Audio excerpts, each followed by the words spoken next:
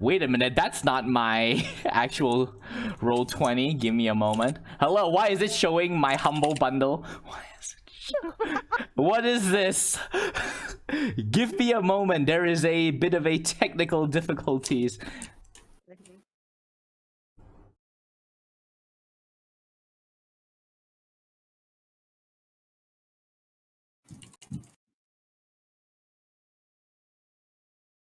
Excuse me for this false start. You don't run for like a month and then you forget how everything works. I've informed Nick earlier. What do you mean? You have Earlier. you did nothing. Okay. Can you read this sentence really fast, Nick? I don't see anything that you've just posted. Oh. Okay, yeah, I am not getting the pings. No, read it really fast. That is literally word for word what Bella posts. Okay, you know what? You are distracting me. Hello there, everyone. My name is Nick. Welcome to my stream, and today we are going to be continuing with session 5 of Age of Titans, where I run through my players through a tier 4 adventure where they must go up against an indomitable foe, and we'll see if they survive or not. Now, before we get started, I have to say a couple of things. So all tokens used in my games are made by Forgotten Adventures, and all combat maps that you will see are made using assets created by Forgotten Adventures. You can find them on Patreon, and if you enjoy their work, you can subscribe to them to, you know, level up your online games. And with that out of the way, let us begin with a short recap, since it has been a month since we played Age of Titans. So last we left off, our players, after reaching the island where the ancient dragon Valkana came from, head down into the Underdark known as the Hollow, discovered the ancient lair of the Illithids, the mind flayers that they defeated way back in their adventures, to discover that it has been the site of an experiment by what seems to be the beholder that they will eventually discover is called Silxasca. And they head to its lair and discover it to be in conversation with a humanoid figure before it leaves with an object that Silxasca passed to it. And completely foregoing any form of stealth, all of you engaged Silxasca in combat, in which a couple of you were paralyzed and fallen asleep, turned into a statue, but eventually you all wore Silxasca down enough for Adair to capture it into his bottle. So now you all have a pocket beholder with all of you. And then, but of course you all did also interrogate Silxasca, and he revealed that he is the one responsible for sending Valkana to Zetram, and is currently in league with Orcus, the demon god of undeath that was destroyed all those years ago during the Sundering. Apparently through Silxasca's actions through his ingenuity and his creation in artifice magic. Whoever draw the semen over there, you have a disadvantage on every single roll for the rest of this module. What did you say? No, nothing. But yes, you all discovered that Silxasca. What? Okay, you know what? I'll just ignore you for now. Let me finish the recap first. So y'all discover Silxasca is in league with Orcus. Y'all Adair captures Silxasca, but as soon as he does that, a strange presence possessed Adair's previous captive, the Balgora, that used to occupy the bottle, and caused it to explode in entropic energy that ravaged a couple of you and caused the entire cave to begin to deconstruct, all while inflicting a couple of you with an effect that you do not know what it does, though it does leave a couple of you paranoid, as if you are being watched. As the tunnel collapsed, all of you run up the tunnel that you all came from, and eventually you all emerge back out into Valkana's lair as the tunnel collapses in behind you, and you are all back up into the surface world. So what would you all like to do?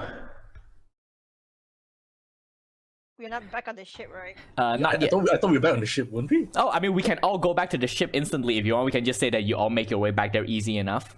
Yeah. I mean, there's nothing on the island. The island's decimated, right? Yeah. Yeah. There's I nothing think- on the island. We just have to make something. Oh no. Bean time. You know what?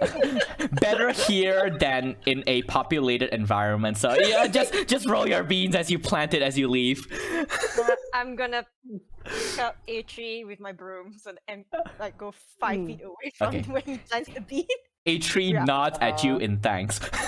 They're not. There's no one here, so not fun. I mean, there are animals about. Yeah, what the animals gonna do? To me? Okay. All right. Okay, so you're not planting the beans. Yeah. All right. So you all got back onto your ship, onto your boat, and paddle all the way back to Captain Sear's ship.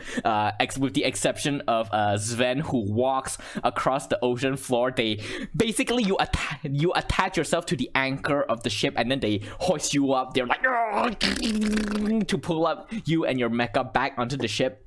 And as you step onto the ship, Captain Sears walk up to you. So, what do you all discover? You were all gone for quite a while. Oh. I'm like that would be thinking is like, how do I summarize this? All the things that have happened. Well, all the people on the islands are dead. The beholder that we're looking for is there. And where's my notes? My D&D notes.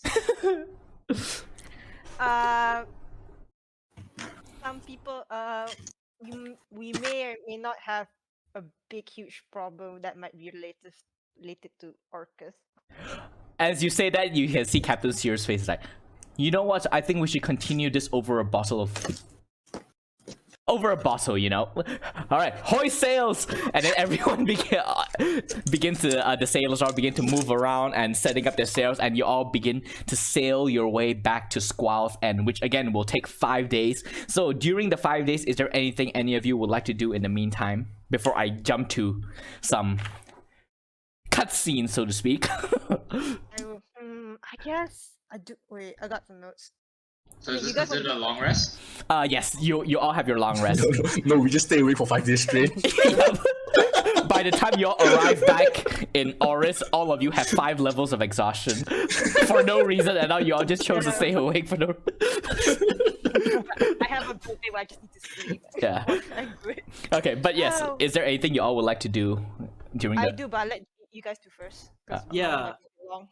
I'd like to blow up the Iron Dominion, sacrificing my mecha. Sadly, perhaps thankfully, you are all nowhere near the Iron Dominions, so this is unfortunately impossible to do. Oh man. Alright, then let's sail to the fatherless deep. There is no My such dad thing as might be the. dead. Okay, you get triple disadvantage. You roll 3 dice. You take the lowest. It wasn't even me! Oh, wait a minute. It's Adair and 2 Brute. No, it's not me! Oh wait, the color matches your roll 20 color. You have been framed. No, you can actually look back. You can actually look back at the stream when they change colors.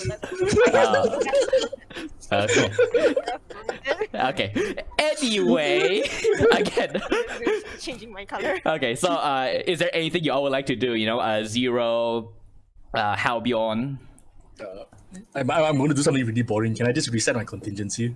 Oh, okay. Sure. What are you replacing it with? I'll just reset the duration because it's been more than 10 days already total since I started. Oh, okay. Yeah. Yeah. All right. And your condition is remind is for dispel magic, right? It's dispel magic when I'm under the effect of anything that affects my mental well-being or something like that. Okay. Good to know. Yep. All right. Yep. All right. What about you, Halbjorn or Dominica? Is there anything you all like to do during this period?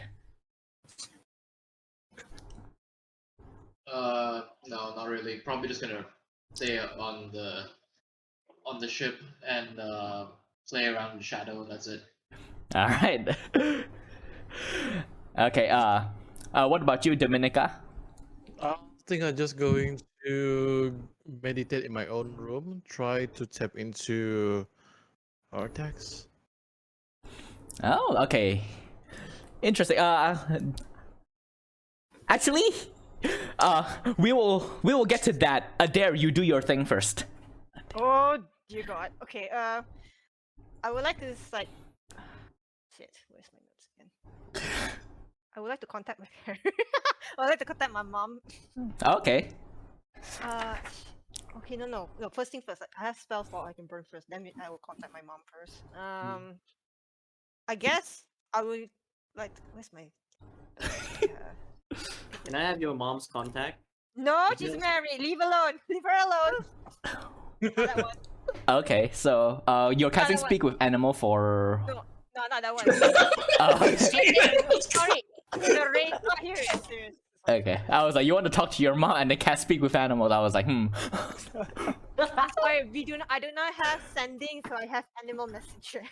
all right. Okay, I'm gonna send like first message, the animal messages to back at the what's the queen? Queen Empress Laurelin. Yeah, Empress Laurelin. I get a rough summary of what happened. At least she'll know in advance what happened Okay. when we get there. All right. You know what? Just for the fun of it, how do you summarize it in 25 words? What the fuck? Okay. Okay, that's the first word. 24%. Okay. That's 2 words. Nah, I'm just kidding. It's not that straight. It's not that straight. What? Missions done. All people are dead. Found the beholder. Currently in my bottle. Wait, what'd you say? Currently in my what now? In the bottle. Oh, okay, a bottle. Okay. 10, 5, 10, 13.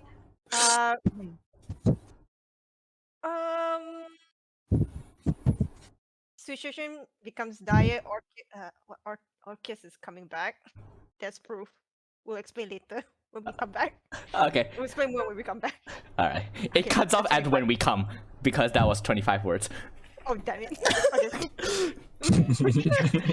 And then yes, we come. and then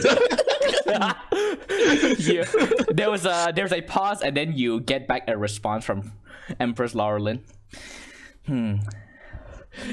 That sounds dire. We will await your response. I will summon the council. Head to the palace the moment you return. Okay, I guess I informed that to the party. I guess because we have 5 days, I can just keep sending and It's like every day Laurelin's window is just hey, there's a pigeon right there. yep. Just getting hounded. I mean, what am I gonna do with 25 messages? Yeah, just so you know, you will have to upcast it because it is quite far for pigeons to fly to Zetram from where you are 5 days out. To a level 3 to a level 4. Okay, yeah, around level 3 and level 4 should be more than level 4 for the first 2 days, level 3 for the next 2 days. No problem. Cause I have 2 for level 4 and 3 level 3, so it's fine. Okay. I'm not gonna use anything else for it anyway. And then okay, I will send a similar message, the same message, to my mother. All right. But then I will also send another animal message to her, telling her, where is that note again? Discord. Okay, this map is getting a bit messy. I'm afraid I have to delete the nuclear bomb. I'm sorry.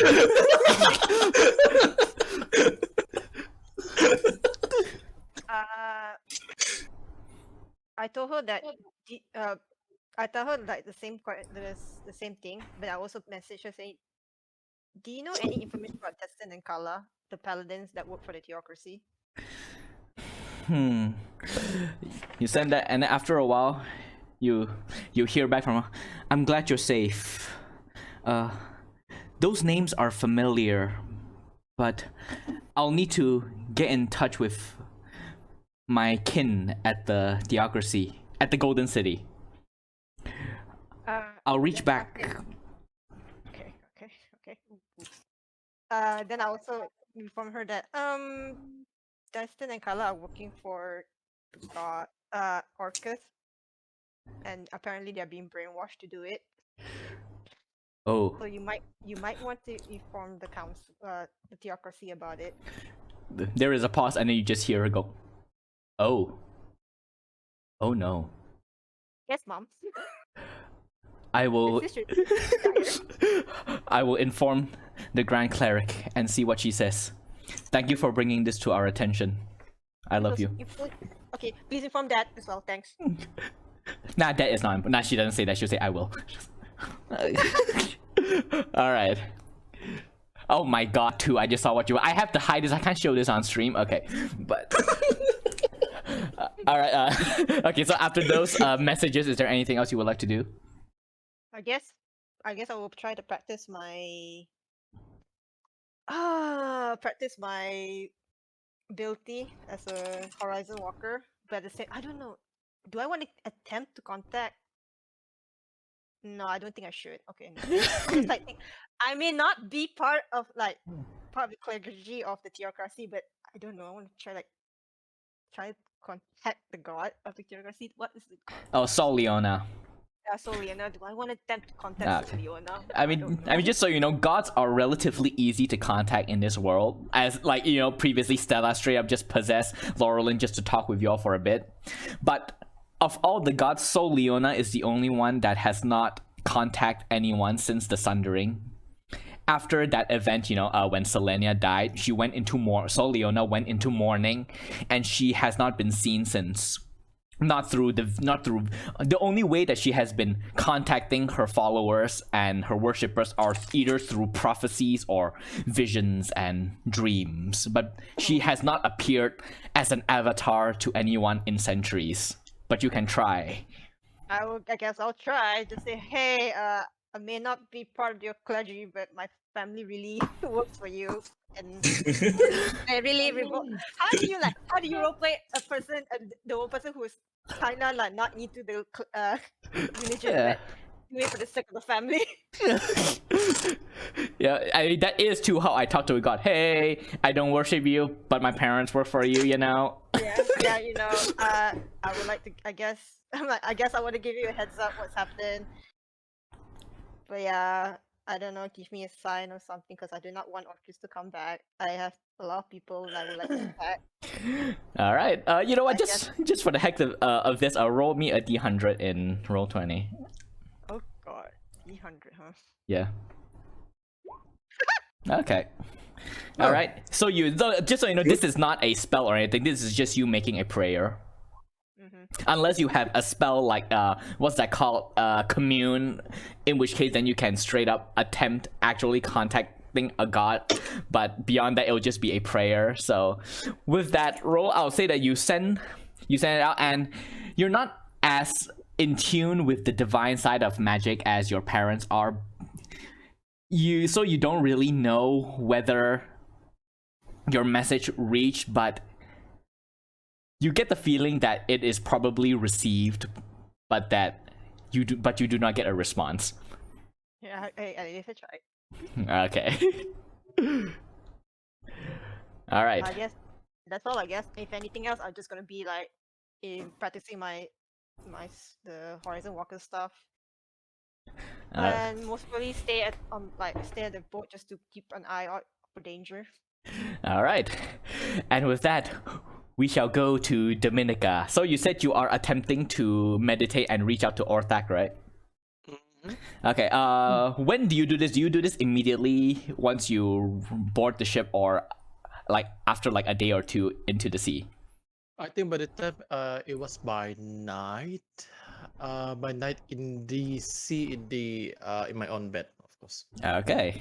So you lie down into your bed and you begin to concentrate and you meditate, trying to reach out to your patron. You can feel the handprint that he left on your forearm sort of slowly go cold and colder and colder. And then after a while, it begins to go warmer again, and then you hear a voice towards your right. If you wish to speak of usurping a god, it would do you best to not speak their name. and you hear the familiar voice. A familiar voice, and as soon as you look towards the side, towards the rest of your room, you see standing in the middle of your room the familiar shape of someone that you are very familiar with, standing at about like 7 feet tall, broad shoulders, with a deep blue skin and eyes that is a single solid red color, no iris or pupil, a pair of horns that curve up from his head that curves back and then upward, bald head, wearing sleeveless, a leather vest with a leather armor over it, and sort of like comfortable pants and heavy-duty boots. And standing in the middle of your room is King Xarxus Carcos II. Oh. Oh no. Oh no. And he goes, and he continues, "For to speak the name of a god is to invoke them and call them to your words. And so when you speak your treacherous forked tongue with Atri, you invoked me."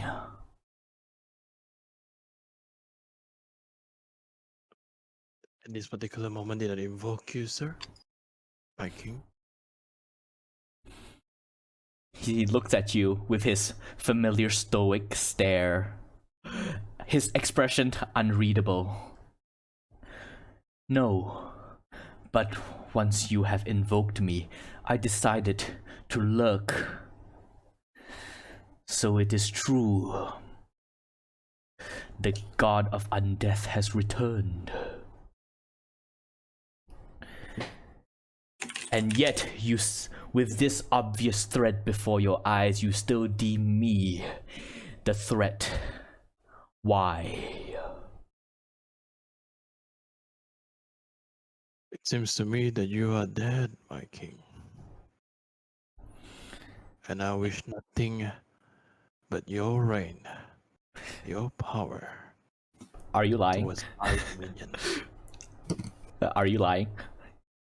Huh? Are you lying when you say that? Yeah. Make a deception check. All right. The first time a player lies to a god, a demigod, we'll see how it goes. Oh no. All right, roll deception. We'll see. Let's see. Wait, I haven't yet opened my D20. All right. This is the most important role in your career as a D&D player. Oh shit. my bad. And I fucked it up. Wait. Can your patron help you now? Where is your god now? Why so lagging now? My god. Wait. But yes, just so you know, the reason why gods have monikers, you know, like the Moon Weaver, the Silver Lady, is because if you say the god's actual name, you are basically calling for them to hear you. That's how prayers work. You say, "Dear Selenia, please do this." So if you want to refer to a god without accidentally summoning their ears, you refer to them by their moniker. But of course, this is something that you will know. So I will say adhere all of your message when you say Orcus. I will understand that you say as either the demon god or the death god. So you do not call Orcus to you every single time you send an animal messenger. So, Yes. yeah. Yeah, but for Dominica, you had just learned that Xarxus is like demigod, so you have not sort of like gotten used to that yet, and so I will consider it canon that you said his name by accident. So he heard you. Deception. Yeah, deception roll. I would argue it's more like intimidation because look, we are currently dealing with the demigod over here. At the same time, we wanted to usurp his power, and by rights, it is more towards intimidation rather than deception. All right, if you want to intimidate an undead god, go ahead, do it. Okay. Why so lagging for the PC? My phone, is it? Can I roll through my phone though? I think you should be able to. Also, you can try to turn off like animated rolling. I think it can speed up. Okay, alright. Done. All right. Oh. Okay. So, you look at Orcus's face, and as usual, you know him to be an extremely stoic person, very guarded. His emotions are borderline impossible to read. But even as think, Dr. Manhattan from Watchmen, something like that kind of like stoicism. But I will say that as you do that, you can see there is a slight twitch at the corner of his lips, at the corner of his mouth when you say that. And then he continues staring for a moment, and then he goes, "Thankfully, you are of no threat to me in your current form, nor will you ever be. But we have a bigger issue at hand.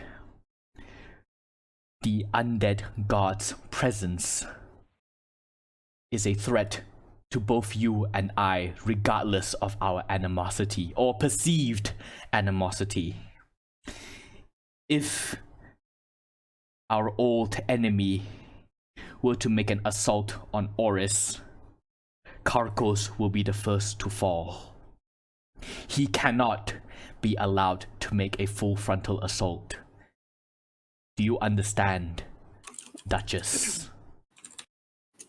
Are you trying to say that me, a damper, a vampire, have to fight against an undead god for a demigod? Is that what you're trying to say, my king? He stares again and goes, "Think of it. He is the god of undeath.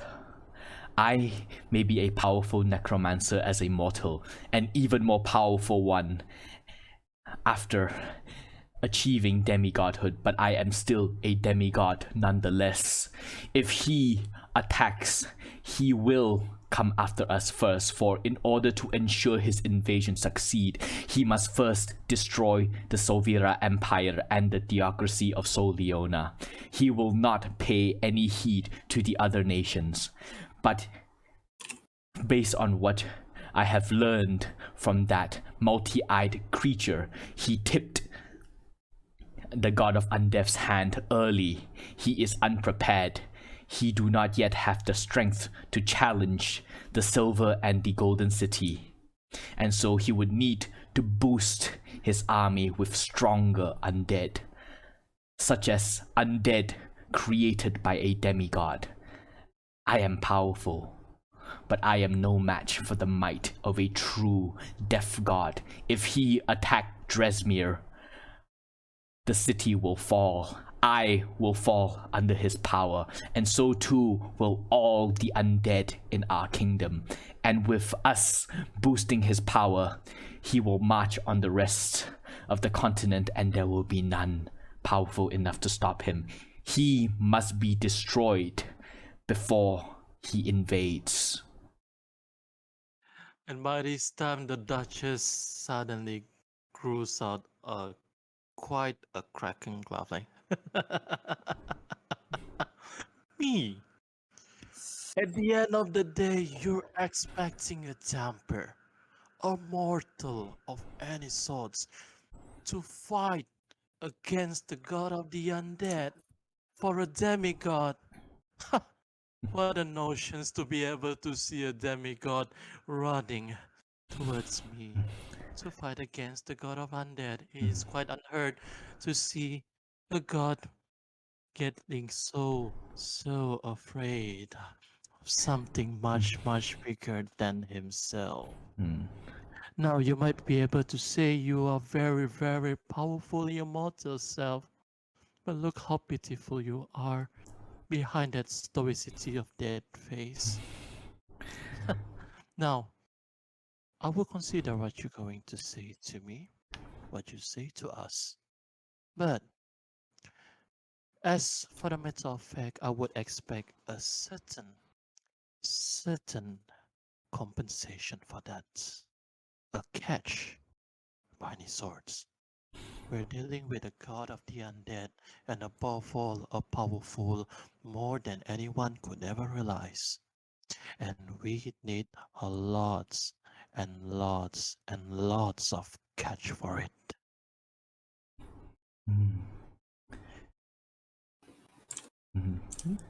And you can see, for just a second, he almost cracks into a smile. It seems that you have embraced the way of my kingdom. I admire that. But do not mistaken cowardice for caution. Because if Carcos falls, you will fall with me, and your companions will fall as well. It is in everyone's best interests to stop Carcos before he invades. But I can understand that you are not someone who will do anything without compensation, so I offer you this. Once you return to Zetram, no doubt Empress Laurelin will request for an audience with you where you will relay the very same information I learned from the island along with you. With the information you present to her, she will no doubt attempt to call upon a godsmoot. And you know, even you, someone who, I will say you're not someone, will you say that you're someone who pay much attention to history of the world? Yes, I do. Okay, then you will know that the godsmoot is the meeting that brought all of the gods of the different realms together in order to fight against Orcus when he invaded that very first time during the Sundering. So he will say, Empress Laurelin will call for a second godsmoot, and that will be your best chance at stopping Orcus. No, he will not say Orcus, he will say the god of undeath. He is smarter than me. For it is through the help of the other gods that perhaps you can prevail. You and your companions can prevail against him.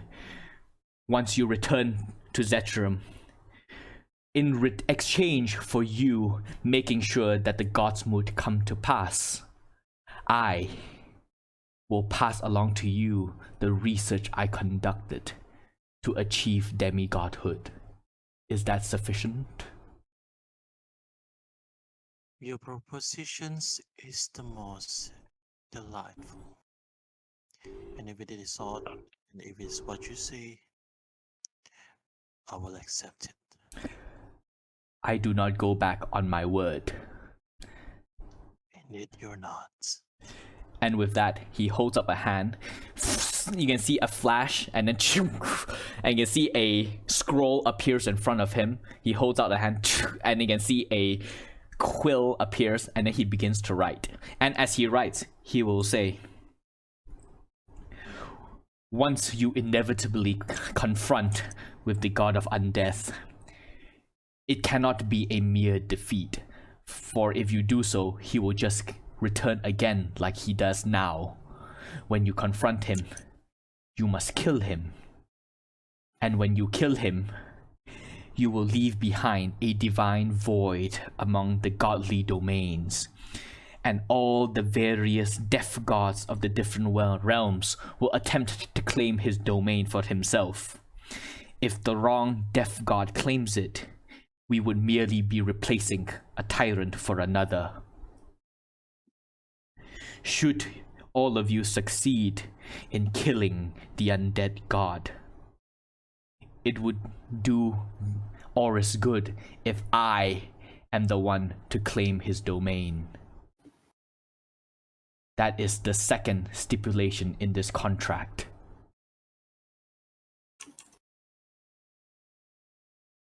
That is indeed the most interesting propositions, my king. Good. Therefore, accept it. Alright, so he drafts the contract. And then he presents it to you, and you read through it, and is exactly as it says. In exchange for convincing Empress Laurelin to follow through with the godsmoot, and to, after killing the god of undeath, to allow Carcos to claim the new deaf domain, he will present to you all of his research on how to achieve godhood to you. Do you sign? And I would like to check through Lady Dominica. Is it true? Yeah, I will say you don't need to make an inside check. Zarxus Karkos is someone that loves a good contract. Every time he does things, he always does it through the form of a contract, through deals. You know, one in exchange for the other. And unlike the devils of Tardavos, he is someone that always keeps his word. He doesn't bend it. He doesn't obfuscate. He states everything fully. So whatever he writes in this contract is exactly what you expect and what you will get and what you must deliver. Then I will sign it. All right. You sign it, obviously, with your blood, because it wouldn't be a godly contract if you don't sign with your blood. And as soon as you sign, you feel a soft burn in your palm. And when you look down at your right hand, in the center of your palm, you see the sigil of Karkos burn onto it. And then, as you notice it, Zarxus will look at you and say, "Once the undead god lies dead at your feet, press your palm against his corpse, and I will be summoned to claim what has been left vacant. Do not fail me. The fate of Oris hangs in the balance, and only you and your companions can save it." And with that, he fades away.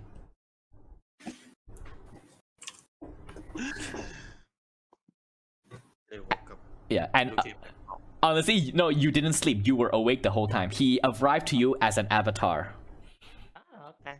Yep, so as he fades, you are now alone in your room again. And above your head, this action will have consequences popped up. So, what is Grand Duchess Dominica thinking of at this time? Oh, and thank you, Mossy Forest, for the 100 for that, and also redeeming hydrate. I will drink. Okay, yeah, but what is Dominica thinking at this time? I would say I'll going to sleep on it. And the next day, I'm just going to sleep on it, contemplating if either I'm going to tell to A3 or not. As of this moment, the information, I'll going to keep it to myself, especially the godlyhood part. Okay. Alright, and just so you know, at this point, you have the mark of 2 different gods on you.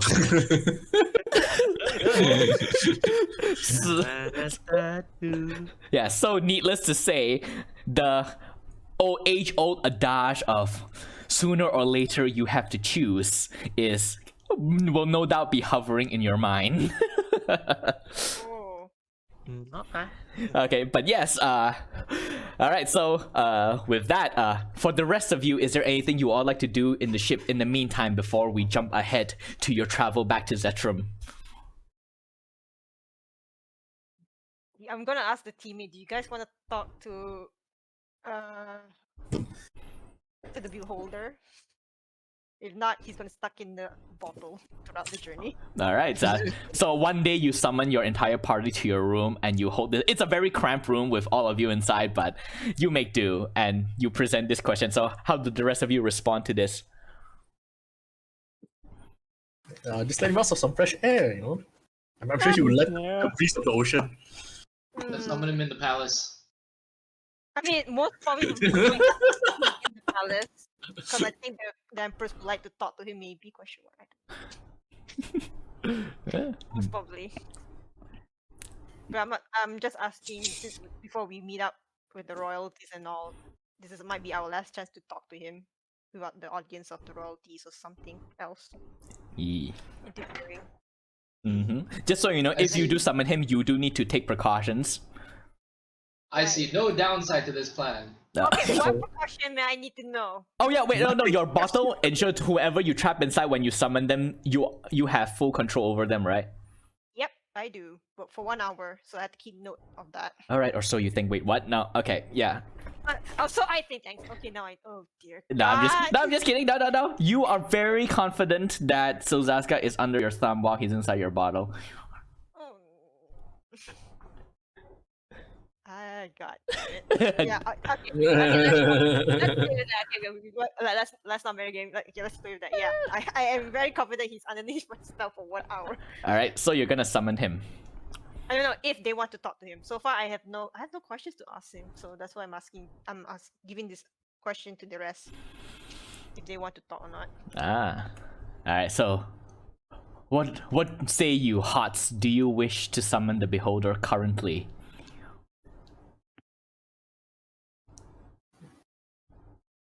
I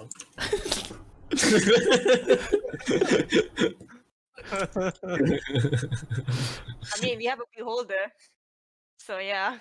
Well, what can he offer us? what can he do? You want to summon him and play chess with him or something? I don't know. I don't have the stat.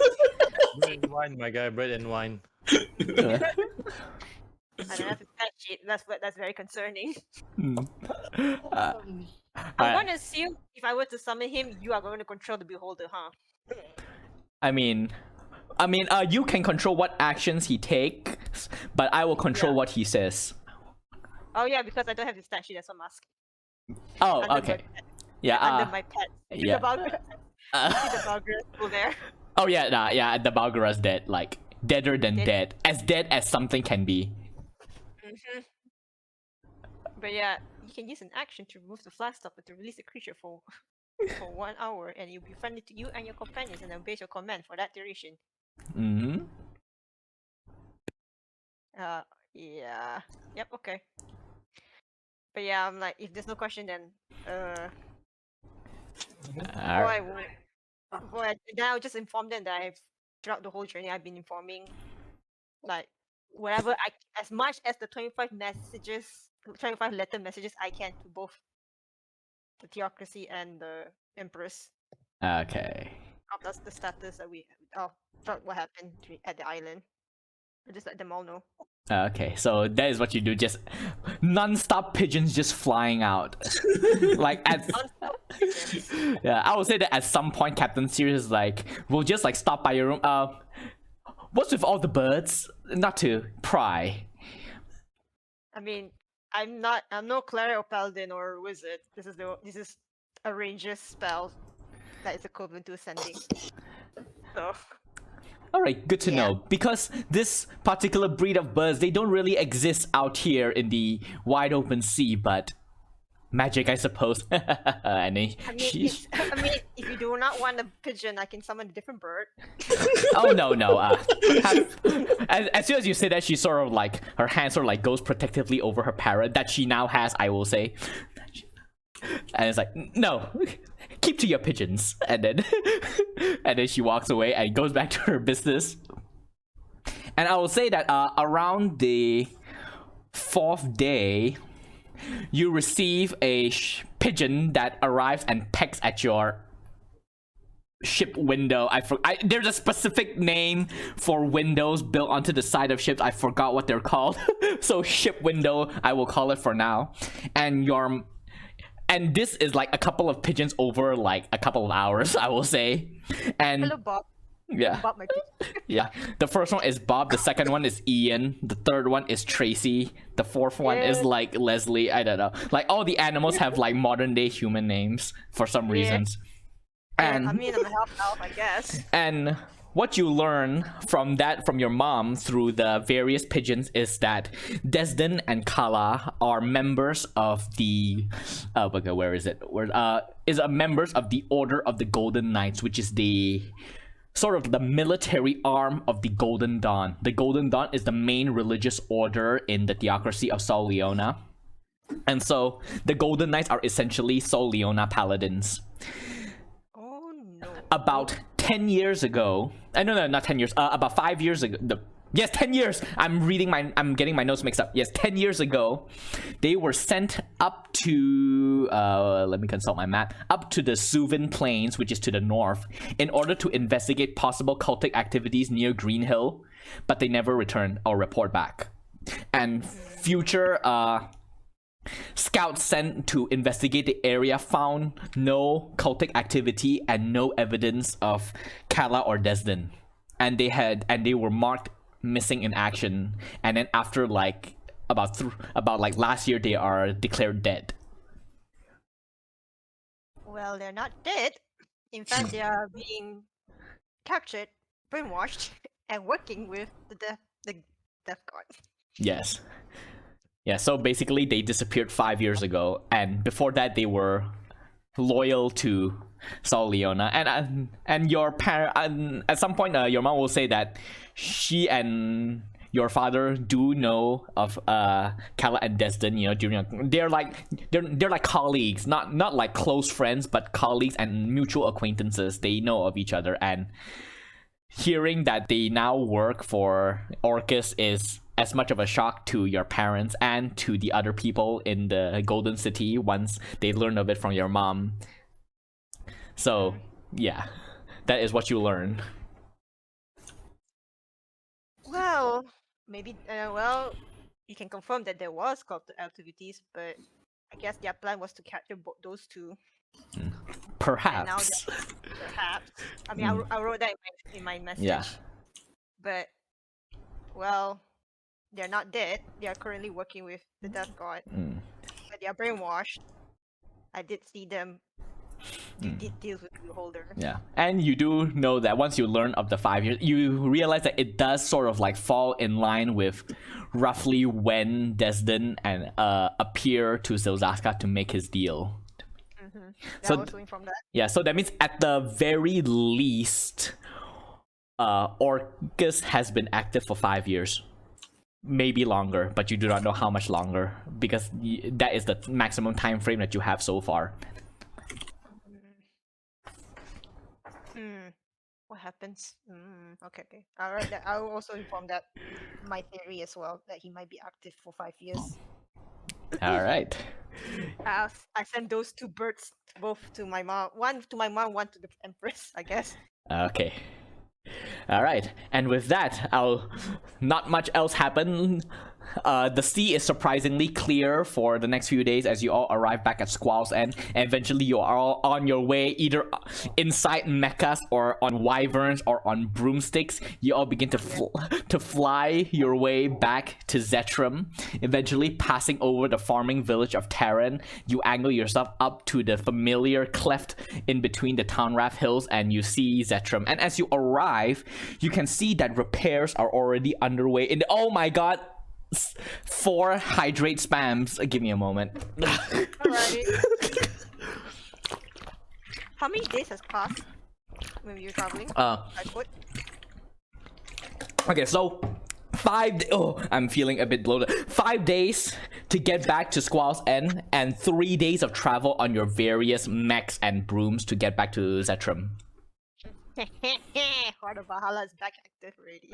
Oh my god, that 7-day cooldown. Oh my god. Okay, and I got 2 stretches, but I can do that while I narrate. So you can see that repairs are already— oh my god, everything's cracking— is underway at the capital, and most of it are almost complete. You can see artificers and mages and skeleton laborers are about like hauling materials and assisting here and there. You can see ASMRs with their golden wings out flying through the air, carting objects, you know, making repairs on roofs.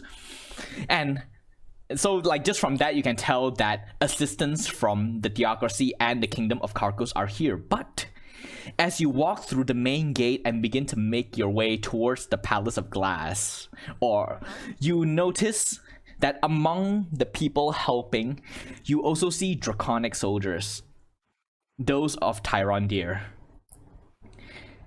They are about— you can see there are a couple of soldiers that are just helping haul materials, and also a couple of laborers from Tyrondir helping in Zetram. Looking at the map, Tyrondir is kind of near to the— yes, Tyrondir is one of the 2 nations that have beef with you all. Oh no!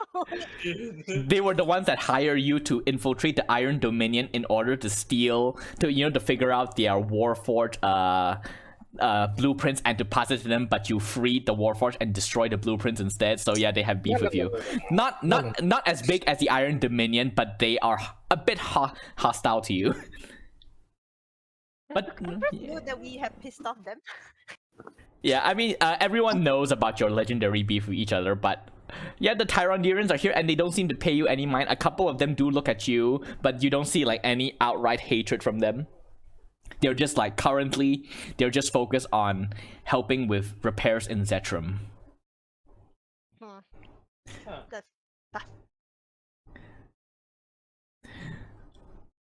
But yes, so is there anything you all like to do in Zetram for the time being, or do you head straight to the Palace of Glass? I mean, is there anything we can do in Zetram? It's up to you. Stares at. Okay, I'm surprised he doesn't want to plant a bean. Oh my god, please don't remind him. There is literally a pyramid outside the walls of Zetram near their farming post. Spare the humanity. I mean, I don't need to restock on anything. Do you guys want to restock or anything? Can we check the pyramid though? I mean, okay, I will say that as you pass through, you do see like off in the distance the pyramid stand because it is a bit out of the way from the main path. The pyramid is there. There is you see that there is a small outpost that has been constructed nearby, and there is like 24/7 guard station around it. I feel bad.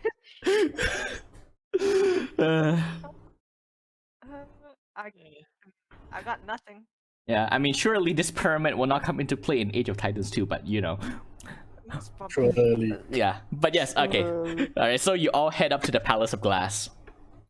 Alright, so you all begin to make your way through, just cutting through the various districts. And the Palace of Glass, like I mentioned before, is a massive structure that is made out of like some sort of crystal that gives off like a scintillating blue, green, yellow, white colors when it catches the light, and causing it to almost sparkle, like just built onto the side of the mountain. And from its corner, from the main gate, a bridge begins to curve down along the side of the hill and curves down towards a small keep at the foot of the hill that serves as sort of like a forward military encampment to guard the rest of the palace. You reach this encampment with its steel great gate, the one, you know, that pulls up. And there, the moment the guard notice you, they give you a nod and they pull up the gate, and you all go through, head through this small military encampment. You can see like there are like barracks and stables and armories scattered throughout this area, but you make your way through the paths to another small little outpost, like just a small little gate with like 2 watchtowers to the side.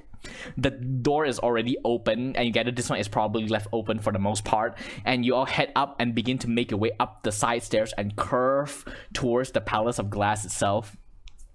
And as you approach, you can see that stationed about like every 100 feet, there are like small little outposts, watchtowers built into the side of the hill, like almost blending in.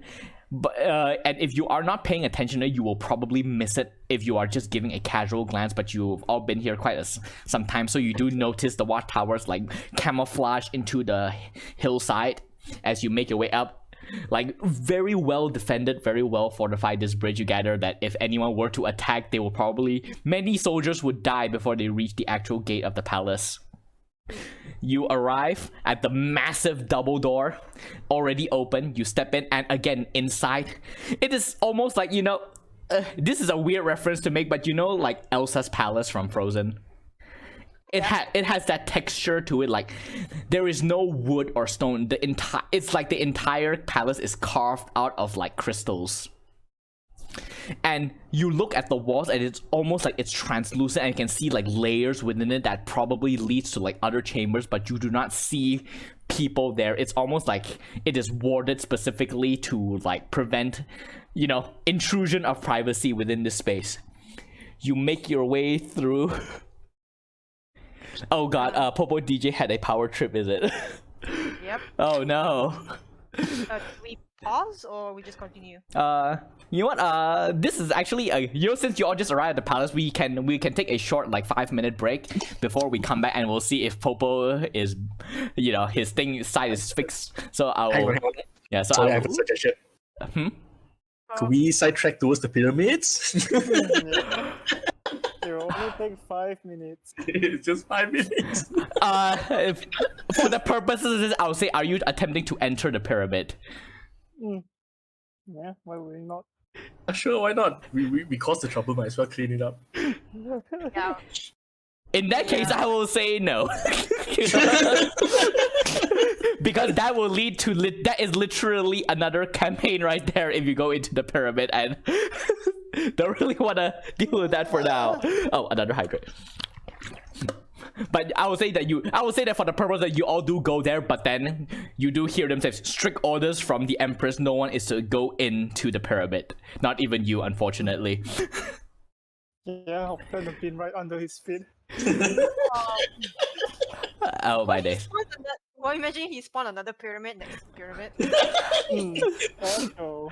Okay, you know what? Just roll a bean. Just see how. Just see what happens. Oh no, another redemption. I will now pick up. I don't know. 97. Is it another pyramid? Is it really another pyramid? Oh my days. No way. I swear to God. Oh my god. Okay.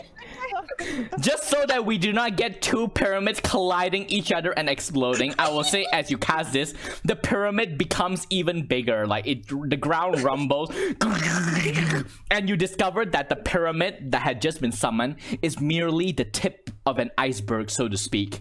It continued to rise through the ground, and you can see like the top one you see is just a pyramid, but as it rises again below, it's almost like an acropolis. You know, Acropolis is basically a gigantic building that is essentially a city because of how big it is. And it's almost like a ziggurat, the bottom part of it, and it just rise up. I would say, yeah, the outpost that was built by it is no more. People... Okay, when that's happened, did we manage to save the people in the Yeah. outpost at least? Yes, I will say that the pyramid rise slow enough for all of you to get everyone to safety, besides collateral damage to, like, you know, the environment and the military outpost that was just recently constructed. And yes, now the pyramid is 3 times bigger than it originally is. Hell yeah.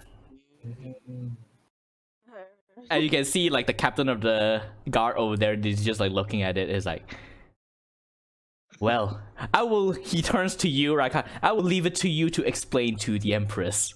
Explain. Be straightforward. Okay. Alright. And with that, we go back to the Palace of Glass, and we will go on a short 5-minute break, and we will see you after the break.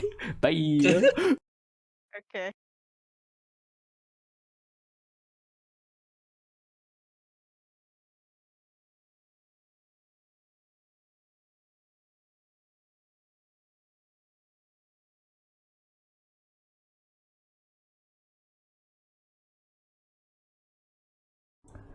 Alright, we are back.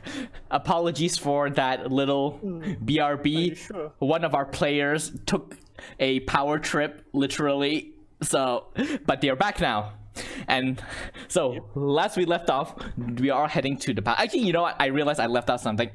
While you are all heading up towards the Palace of Glass, going through the city, Halbjorn, you do notice that among all of the different ASMRs and Draconic soldiers about helping, you notice that intermingling among them are members of your raiders, the Broken Tusks, the ones that you arrived in Oris with back before you joined this party. As far as you know, back then they were in the Emdern Forest, in the Teslan Wildlands, and they remained there for the most part after they arrived. And you were the one that decided to sort of leave and adventure about, and you haven't seen them in quite a while. But now they are just in Zetram, just for your note. I'll deal with them afterwards. Alright. And with that, we will go back to the Palace of Glass. So you all begin to navigate. Occasionally, you pass by like different servants and guards throughout. They all give you a nod of acknowledgement whenever you pass by. And eventually, you all make your way towards the council chamber, which is sort of like located like in the middle levels of the palace. Oh wait, I need to drink. I forgot. Glug glug. Oh my days.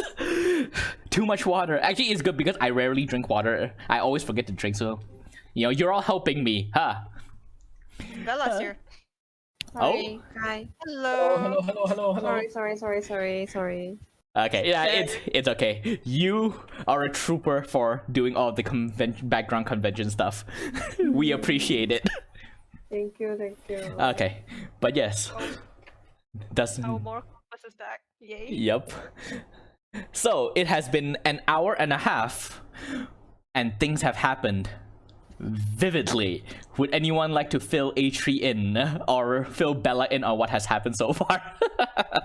The short version is okay. Yeah. Okay. Yes. Well, you remember the pyramid outside of Oh my god, yes. it has grown bigger and it's 3 times bigger now. Oh my gosh, okay. And let's just say that Nick might have to add it as a landmark in the map. Yeah. Soon. Okay. Other than that, when we left the island, we have been. I know Adair has been sending messages to the Empress and to the Theocracy, but what happened with Grand Duchess Dominica, I will leave it up to him whether or not he wants to tell you. Yeah, I mean, you can tell the player, but A3 does not know this. What's the fun in that? It's okay if you don't want to. It's okay. Let's go. Alright, I mean, you can watch the boss to find out. It's okay. We can go. Let's go. Alright, so yes, but long story short, you are all now back in Zetram. You are all heading towards the council chamber in the Palace of Glass in order to reveal to what you've learned at the island to Empress Laurelin. So you all arrive at the doorway into the council chamber, and you see outside it the familiar figure of Garion, the Silver Knight, the leader of the Silver Knight that you all thrashed in session 1. The losers. Yeah, because due to the death of the previous High Warden during Valkana's attack, Garion is now the High Warden. He has been promoted rapidly, and with him are 4 other Silver Knights standing guard, and with them are 6 undead soldiers from Karkos and 6 soldiers from Tyrondir. They are a mix of dragonborns, dwarves, and humans, and they are standing guard outside. And as soon as Garion sees you arrive, he'll give you a nod. They're waiting for you, and then he'll gestures towards the Silver Knights behind. They open the door and gestures for you all to step inside. And you enter into this large, high-ceilinged chamber, again, glittering with crystals all over, as is the main material that this palace is built out of. You can see like braziers built onto the wall that gives off a soft, not fire, but just a soft glow, like a whitish glow to light the place. And this place is relatively empty, though from here and there you can see like banners hang from the ceiling depicting the heraldry of oh my god, excuse me, the heraldry of the Solvera Empire and a couple of its more prominent family members, family houses. And at the center there is a large sort of like a war table of like this very ornate mahogany. And standing at the head of this table, you see the familiar sight of Empress Laurelin. And standing just a bit behind her is Vesta, her handmaiden / bodyguard. And with her are a couple of figures. Some you recognize, some you don't. The ones that you recognize is the first person that you see is this 11-foot tall, broad-shouldered woman with like very well sculpted physique, like very Adonis, like those marble Greek statues, with a mane of silver hair that tumbles halfway down her back, and she's wearing white robes with armor piece like breastplate, pauldrons, vambraces, and greaves that are accented in red. And her breastplate is designed so that her massive wings that emerge from her back can sit with ease, and the wings instantly mark her as an angel. And you notice, and you know who she is. She is Astriel, the demigod daughter of Stella. And another figure that you recognize is, I will say that Dominica, you will instantly notice is this tall man that looks like you, standing there. a dead ringer for Grand Duchess Dominica. You recognize this person to be Baron Dominus Dominica, the heir of House Dominica. He stands towards one side of the table, and the moment you enter, he instantly looks at you, gives a look over all of you, and his gaze fixed on you, Dominica, and he sort of like gives a almost soft sneer at you before just returning his attention to everyone else. And towards the other side of the table, you see a silver dragonborn man with hard eyes, jagged scales along the crown, and chipped scales and scarrings along the right side of his face. He is clad in full armor of obsidian black, red, and green. And you do not recognize this person, but he is clearly from Tyrondir. And when he looks at you, he's sort of like, his expression is like very guarded. And but you do not sense hostility from him currently. And standing, and standing next to him is seems to be a human woman in her late 60s, lines along the corner of her green eyes, red hair tied into a ponytail, and her robes, she's wearing a robe with a well-made studded leather over it. And it's very practical and plain for who is clearly a high-ranking individual, considering that she is part of this council. She has a glove over her right hand, and you can see hint of dark red tattoo peeking along the edge of her collar. And she has a very beautiful and intricate rapier hanging from her hip. And in her left hand, her exposed hand, you can see there is a ring with a purple gem in her middle left finger. And everyone looked towards you. And Empress Laurelin acknowledges all of you. You've all returned. Good. Come forward. I'm sure you are all familiar with Astriel. She gestures at the demigod in the room. And with Baron Dominus Dominica of House Dominica. And then both of them sort of nods at you. And then Baron Dominus goes, "Took you long enough, sister. Wasting your time as usual."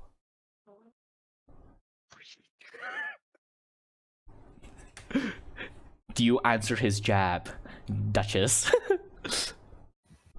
Oh, what's happening just now? Oh. My apologies. My internet gone way fire right now, my guy. No, right.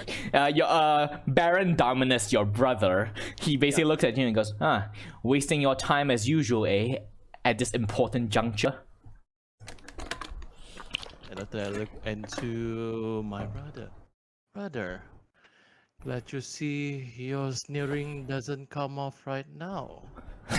And you can see that he's sort of like a bit, and he looks like he's about to really get into your usual spat, but then Laura is like, save that for after the meeting.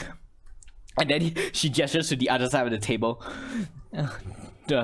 Gestures to the other side of the table and go, "This is Grand General Koreshkin."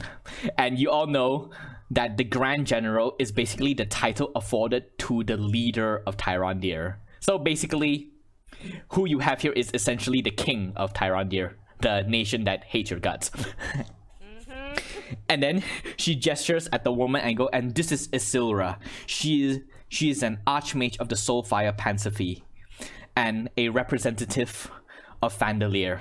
And you all know Fandelier to be the continent that is located to the far west of Oris. Yes, but you do not know what the Soulfire Pansophy is. This is a completely different culture from all of you. Oh, okay. And as soon as you say that, Koreshkin doesn't really acknowledge. He just stares at you all. But Isira sort of like gives like a friendly wave to all of you and goes, "Hello, I'm here to offer whatever aid I can in this trying time for your nation." So, And then with the introductions out of the way, Empress Laurelin will focus back on again. "So, I have received word from your friend Adair here, but not the full picture. Can you fill in the gaps of whatever information that you have provided, please?" to speak. All right. I mean, you don't have to go into this. You just say that what do you reveal and what do you keep to yourself, basically. Is there anything I want? I don't have anything to keep. If anything, I just recount what happened as soon as we step on the island, and then we get off the island. All right. I don't think I will keep anything. So, do you reveal Silxasca's existence? Yeah. Okay. Yeah, sure. All right. So for the rest of you, do you? I do keep one thing. You know the mind potions and the magic artifacts that I found in his cave. Yeah. I will not reveal that. Okay. All Yeah. right. All right. And Dominica, I'm guessing you do not reveal your chat with Zarxus. Not at this moment, no. All right. All right. So I'll say that throughout all of you narrating everything that you've been through, like the moment you mention a Kala and Destin, you can see Astrid sort of react to that a bit, and you can see as she looks at you, her eyes are like the same shade of silver as Laurelin. In fact, if she is not 11 feet tall, you would probably think that they are sisters with how alike they are in terms of appearances. And the moment you all reveal Orcus, instantly you can see like there's just a wave of apprehension that goes throughout everyone. And who has a passive perception higher than 16? Passive perception. Hold on, let me check. Mine is 9. Three. 17. Okay. Yeah. Oh, okay. So A3, Halbjorn, and Adair have higher than 16. Yep. Okay, so the three of you notice as soon as I said that everyone reacts in their own way, but sort of like you expect like either like anger from the point of Kolreshkan. Isira is sort of like a bit worried, but you gather that she doesn't really grasp the full impact of who Orcus is because she is not from Oris. And Astrio is sort of like, you can see there is like a hidden anger to her, especially when you mention what happened to Destin and Kala. Lauren looks extremely worried, but for Baron Dominus, you can see that he has the look of worry in his eyes, for those of you who have higher passive perception than 16. But it feels faked.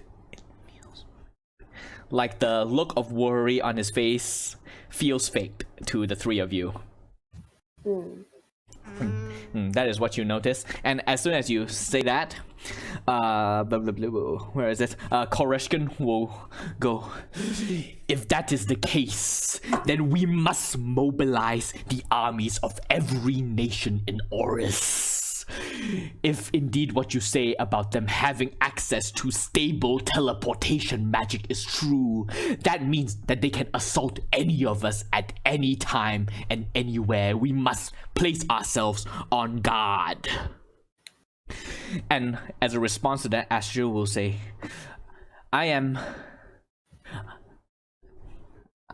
hesitant to react that heavily based on the words of this Silxasca. Why would he deliberately draw attention to himself and out the ploy of his master, of the undeath god, before he is ready? There is more at work here. It could be a trap. I also mentioned that I did try investigate the portal, and the portal does to what you. I think the last I put that in my notes says it leads to hell. You gather that because of your portal sensing magic, it angles downwards, and learning that Orcus is the one behind everything, you gather that that particular portal inside Silxasca's lair probably leads to Orcus's realm in Tardavos, the Abyss. I will inform that. Yes. As well. Yes. So with that, as you said that, Koreshkin goes, even more reason to be on guard. Their teleportation magic leads directly to the realm of our enemy. He can bring his entire army here at a wave of a hand at his whim. And with that, Baron Dominus will say that you are all overreacting. Even if the god of undeath has returned, he was grievously injured during the sundering and will not be at full strength. This Silxasca outed him and forced his hand. He is not ready to expose himself at this moment. He has been forced to act before he is at his full power. We should not jump to unnecessary conclusions. We must be patient and wait to see before we make any decisions that will visit destruction upon us that we are not yet ready to counter.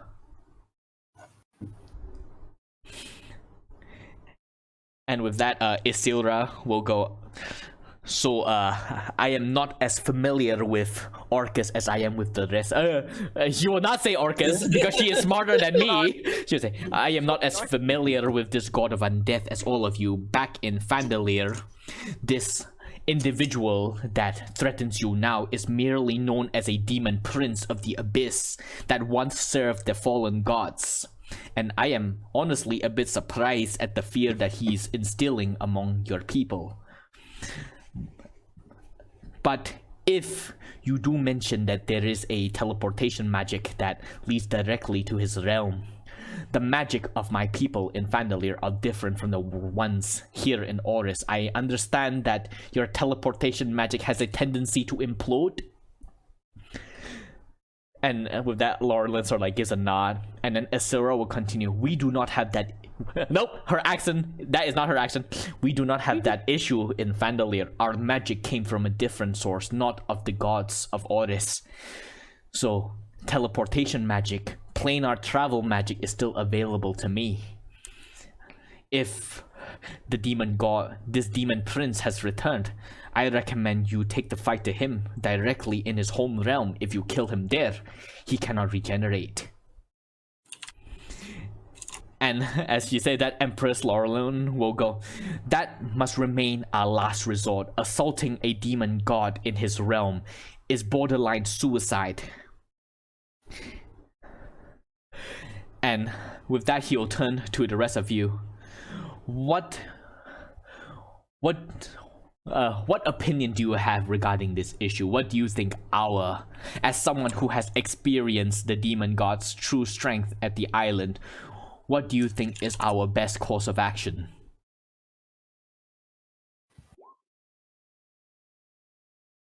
I mean, it's only borderline suicide. It's not suicide completely.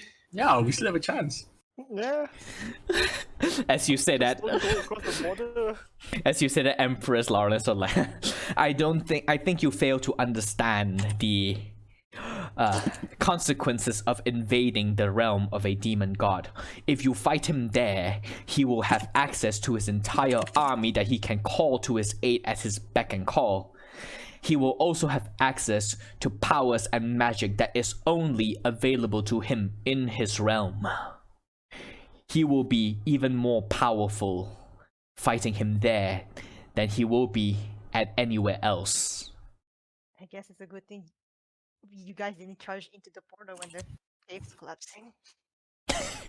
Let me, out of character, let me just say that if there was a charging into the portal that happens, I would have requested a character creation, just putting it out there. But yeah. Yeah, but after Laurelin says that, Asura will go, but if all of you are sufficiently prepared, he is a demon prince of undeath.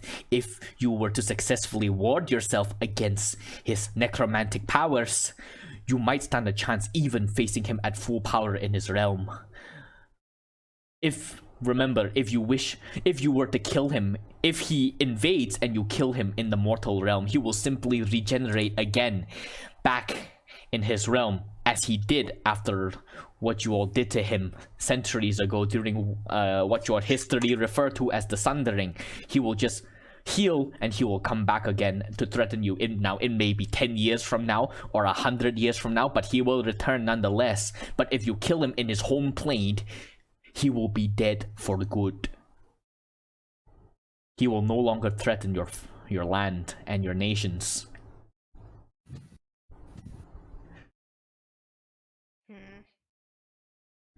And with that, Empress will just sort of like think about, no. It is clear to me that we, despite his diminished self, we are not ready, nor are we prepared to face him head on and expect to win. I propose that we call upon a god's moot, a gathering of the gods from all the other realms to answer this threat, as was done centuries ago that saved us from calamity. With the aid of the gods, we might be able to stand a chance against him once more, just as we did that first time. And as you said, that correlation will, and need I remind you that that first time ended with the death of a god that incapacitated a second god that has not had the decency to communicate with her worshippers or any prayers since. And Laurelin will turn to him and goes, you will do well to respect the gods. You are not in your home nation, Kolreshkin. And he'll go, ah! The gods cannot be trusted to help us now. We may have unity back then, but internal squabbles and the shattering of the realm have dissolve what alliance we have had. There is no guarantee that any of these gods will come to our aid now. And Empress Laurelin will go, it is better than just charging in or waiting for him to attack. I will not have our nation be a sitting duck during this threat. And he turns to all of you again, the hearts, and goes, what is your decision? At the end of the day, whatever decision we make, I gather that all of you will probably be bearing the brunt of it all. You should have a say in the decisions we make in this room.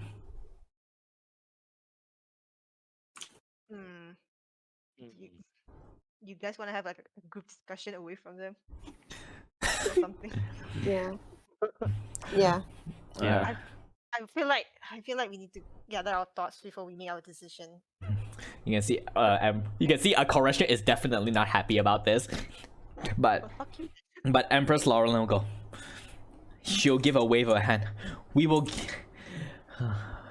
You have 30 minutes. Come back in once you have made your decision. Yay! Alright, so you all will excuse yourself, you leave the chamber and go to a waiting room beyond where, like, the outside the council chamber is sort of like a general area, but towards the left of it, adjacent wall, there is another chamber that is like a doorless room that is like sort of like a waiting area that has like coffee tables about like very fancy couches and cushions, and there are like paintings onto the wall and various like pedestals with like sculptures and vases, like just a very well decorated space meant to receive audiences to wait before they go for an audience with Empress Laurelin in her throne room. So this is where you are all at now, so have your discussion. Question, is there anybody around us? Make a perception check.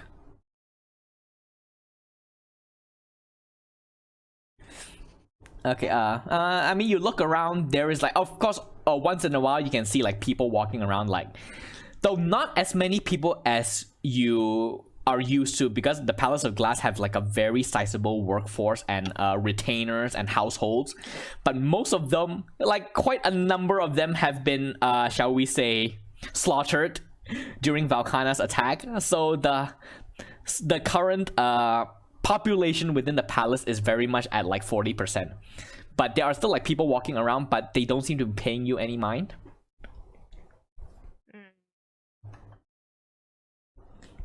I really want like to be like super secret.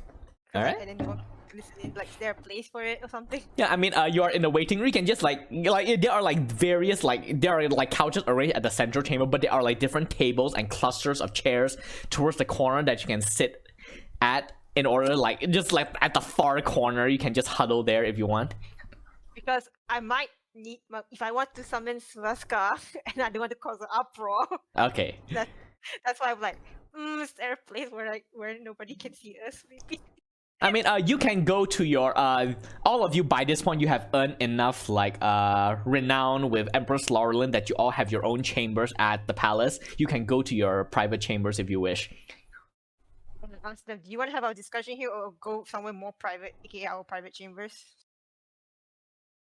Or No, private is fine. All right, so you all go to the private. You all, I say that you all go to A3's one. Her one's the biggest because she stays here the longest. Like her chamber is like it's massive, like a very nice king size bed with like velvet curtains along the side. And like pillars along, like it has a canopy. The bed has a canopy. There is like a large vanity like a vanity table to one side and various other decoration of A3's choosing that you wish to just say. Like if there's anything that stands out in your room, you can say it now. damn, you live the rich life. Yeah, I mean she's a retainer to Zetram, so I mean, it's hard work, guys. Oh, She had okay, I'm not but yeah, going, man. but yes, you all, don't touch anything. Yeah. Okay. yeah, you all like huddle towards the side. There's like basically like a sort of like a drawing room, but it's not a separate room. It's just like towards one corner. It's still a large corner, mind you. You all go over there, and yes, the space is yours. The door is closed. You are the only ones here. I've checked everything, so it's all like there's no bugs here, so you can speak freely, guys. Okay, guys, I don't know what's the right decision. If anything, we're lacking information. Also, Dominica, your brother's an ass. I see him. Your brother's an ass. He's quite an ass indeed. He's such a great family. And it seems to feel to me that he has inherited some of it from my father. Yeah, Yeah, the resting bitch face that is inherent among the male line of your family, like he has it. They all look the same in portraits. Okay. mentioned to everybody that when I mentioned the death god, when he like became worried, it's a fake. It's an act. So I don't know. I'm just gonna let everybody know about that. Oh, I thought that he looks more like a distraughted, like his father. Is your father alive? Might be. I never know. Okay. So what do we do, guys? I say we go straight into the portal and go fight. Yep, seconded. No, I disagree with that. Because we can't disagree with the people. It's a democracy. We vote for it. Yeah, we voted for it. You can't just say it's invalid.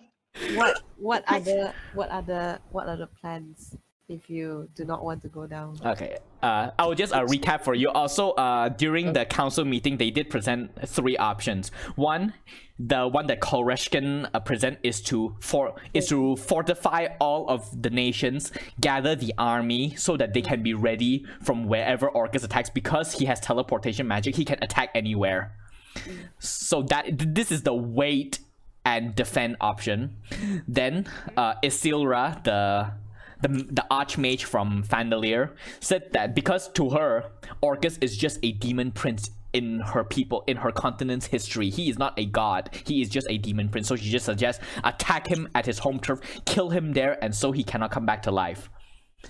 Empress Laurelin's and Empress Laurelin's plan is to summon a second God's Mood in order to get the aid of the gods, like what you all did centuries ago during the Sundering. That was how the God's Mood is what brought about the Sundering that defeated Orcus in the first place. She wants to hold a second one in order to sort of like petition the gods to help out. So these are the 3 options that were presented to all of you. I would petition the god to help out. That's my vote right now. But I'm a bit curious about the archmage. But we have no information on that person, right? No, this is the first time you've seen them. And is magic, so-called magic. Yeah, the people. I will say that A3 will know this because she studies a lot. So the people of Fandalier, like I said, is a continent towards the west of Oris, very far west, and the humans that exist in Fandalier were originally refugees that left Oris during the Sundering. Because during the Sundering, not everyone stayed to fight. Many of them fled. And many of those that fled ended up in Fandalier. And so they did not receive the gift of magic when the gods begin blessing the mortals of Oris to help them fight during the Sundering against Orcus. Instead, the people of Fandalier, especially the humans, they received their magic from a different source. What source you do not know, because this is part of their history, and Oris has only made contact with Fandalier about 60 years ago. And the travel by boat is very, very far. So you do not have that. Your text on that continent is limited, but their magic does work different from Oris. So that you gather that is probably how Isilra arrived in Fandalier so quickly. She probably teleported here. Will the beholder know about them? That's an option. You can ask. If you all okay with it, I'll pop him out from his bottle. No, Are you sure? I don't know. If you say no, then it's okay. I'm just saying that he's an option. I'm not saying this. I'm not saying that it's a no. I would say, are you sure you'll be able to handle it? Well, we won't know till we try, right? Because Oh shit! I need to drink. because I can help. I mean, you see what I can control Balgoroth. This will be your first time controlling a beholder. But by right, I should be able to control it under an hour. Well, Adele, if you think is that so, well, I think in that particular case, we're going to ask the Chamber Master, A3. HE, are you okay with setting up the beholder here? Do you consent with that, A3? Chamber. No, master Oh, of the so you room. want to do it? You want to do it in the toilet? Yeah, chamber pot. I mean, her toilet is like the size of an apartment, so Wow! it has that. It's not a bathtub. The bathtub is built into the ground Oh my god. at the middle. Yo. Okay. Anyway, the rest, are we ready? If she wants to summon the beholder. I mean, worst come to worst, you all did contain him when you hold him prisoner with Force Cage. You can do that again if he decides to, fuck shit up. May I request a force cage when I summon him? Yeah, if you want me to, sure. Okay, well, I'm preparing. Snare. Okay. Sure. All right. Alright. With the same combo, snare and force cage. All right. So you all make a room at the sort of form like a little circle. You pull out the bottle. Silxasca, go! No, you don't do that. You activate the bottle. Iron Flash and pop him out. Yep, and you can see like a swirl of energy begins to pour out from the bottle, and it begins to coalesce at the center before coagulating into the shape of Silxasca, and instantly Zero releases his spell, and the cage forms around him.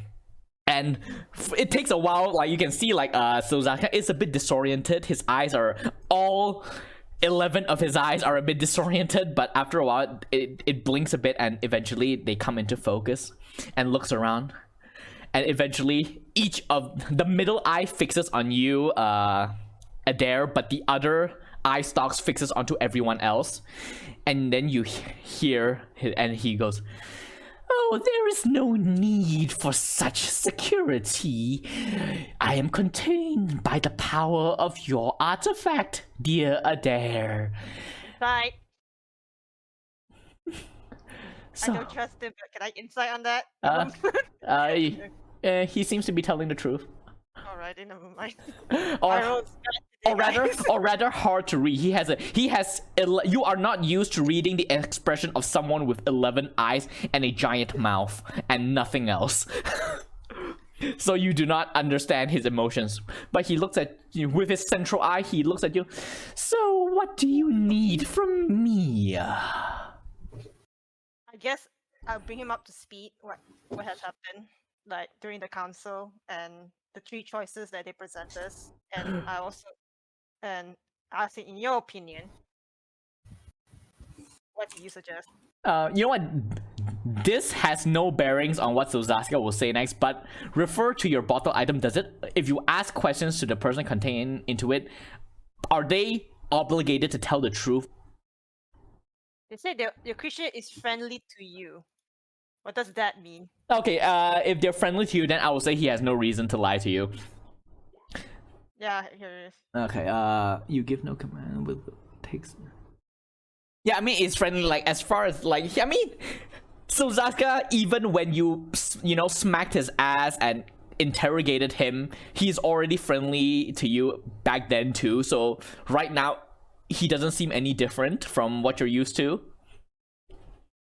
So as you say that, he goes, well, that is certainly quite the dilemma. I will say that if you intend to attack our dear Orcus, he actually says the name. Yeah. I don't fear him like the rest of you. He needed my help to even be able to breathe and move. He's nothing to me. But to you, he is a powerful undeath, the master of necromancy. If you were to attack him in his home plane, best make sure that you prepare. It is possible to kill him there, but if you go ill-prepared, you go to your doom. If you want a more practical answer, a Godsmoot will offer you the most choice after all. If the Godmoots fail, you can choose to go to his plane then. But if you choose to go after him now at his home plane and you fail, there will be no plan B, if you understand my meaning. I also mentioned that the portal back at your base is destroyed, so is there another way to go to his plane? You mentioned this Isilra from Fandelier. The people of Fandelier, their magic comes from a different source. They are not connected to the gods of Oris or tied to the Sundering. If she had offered you this assistance, I have no doubt that she will be able to send all of you to Orcus's realm. Though I suspect that she would probably need an object from his realm itself to serve as an anchor, lest she accidentally sent all of you into the wrong layers of the abyss. Do we even have an item belonging to the guy? I mean, do you present this question to Silxasca? Yeah. Oh, by the way, I'm asking you guys. Guys can stop me anytime. If not, I'm going to keep firing questions. I'm going to defer to the two brain cells between the seven of us. Oh well. Alright, she'll go. Like you are part of the brain cells, by the way. You're the one that have the most brain cells.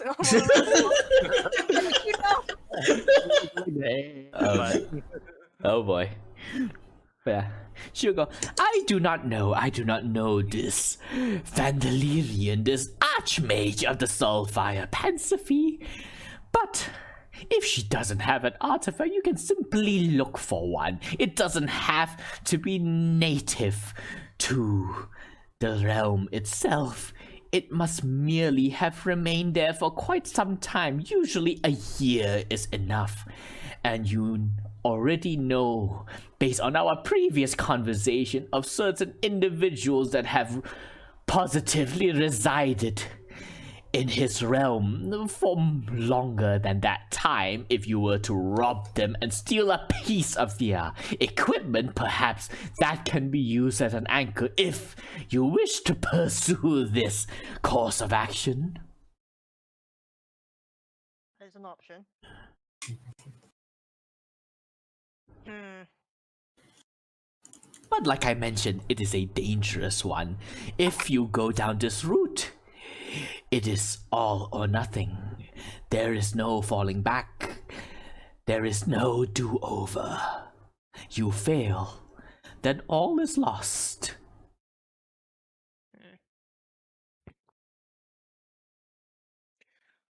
I would like to ask you something, Beholder. Two eyes go towards you.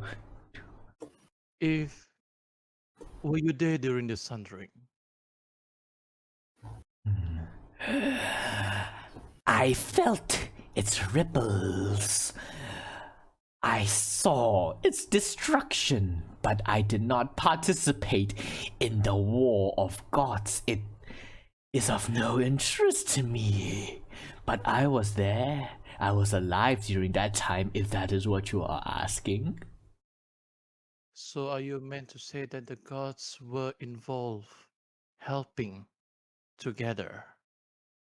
Oh yes, a rare show of unity.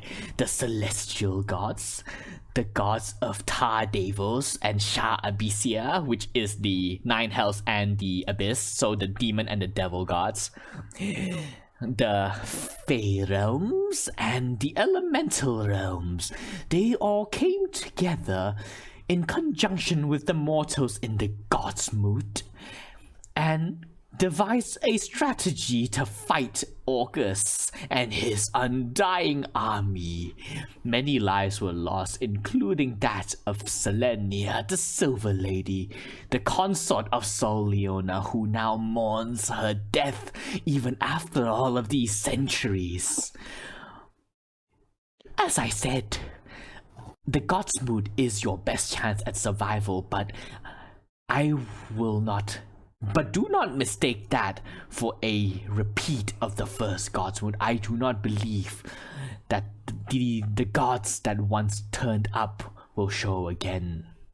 But it would be better than what you have. I would like to ask you something, Beholder. Are you proposing from your tone that the Silver Lady might be alive?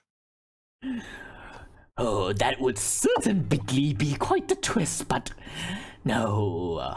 The death of a god is an event unto itself, its mark left upon the plains. If you are familiar with the geography of the continent, you will know that the Barrens was once a lush land of forests and grass, but after Selenia sacrificed herself to destroy Orcus, it killed and broke the land, and none are left alive. If she still lived, I do not believe it would be in a form that is conducive to anyone in this realm or the others.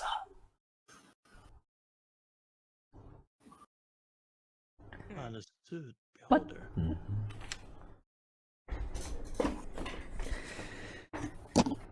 so what will you do, I wonder? What course of actions will you take? I am dying to see how this ends. It would be a tale for the ages. Well, you are in for the ride, definitely. So I will. Front row seat.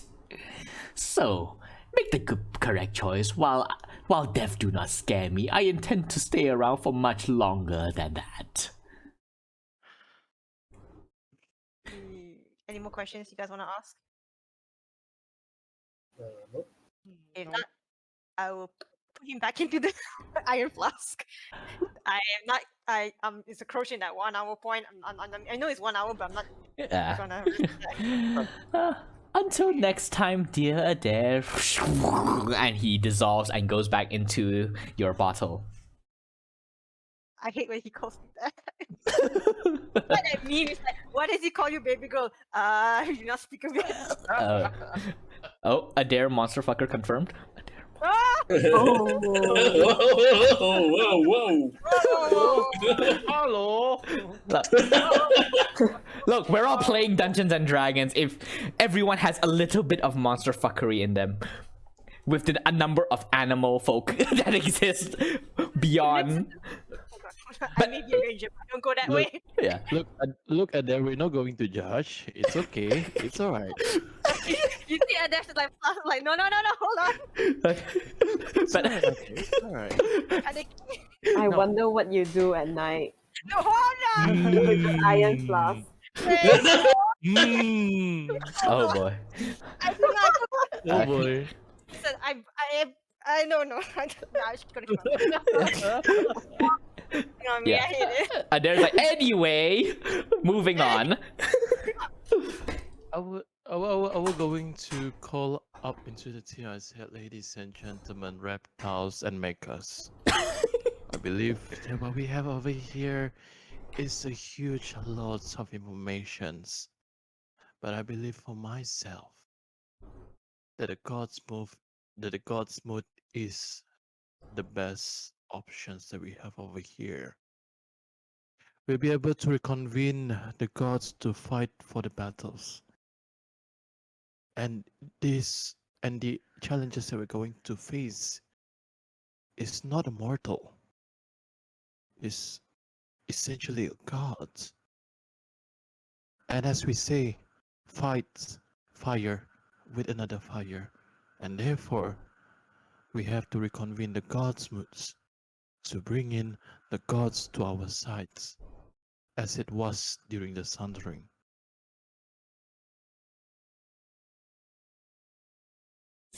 What do you propose, my dear?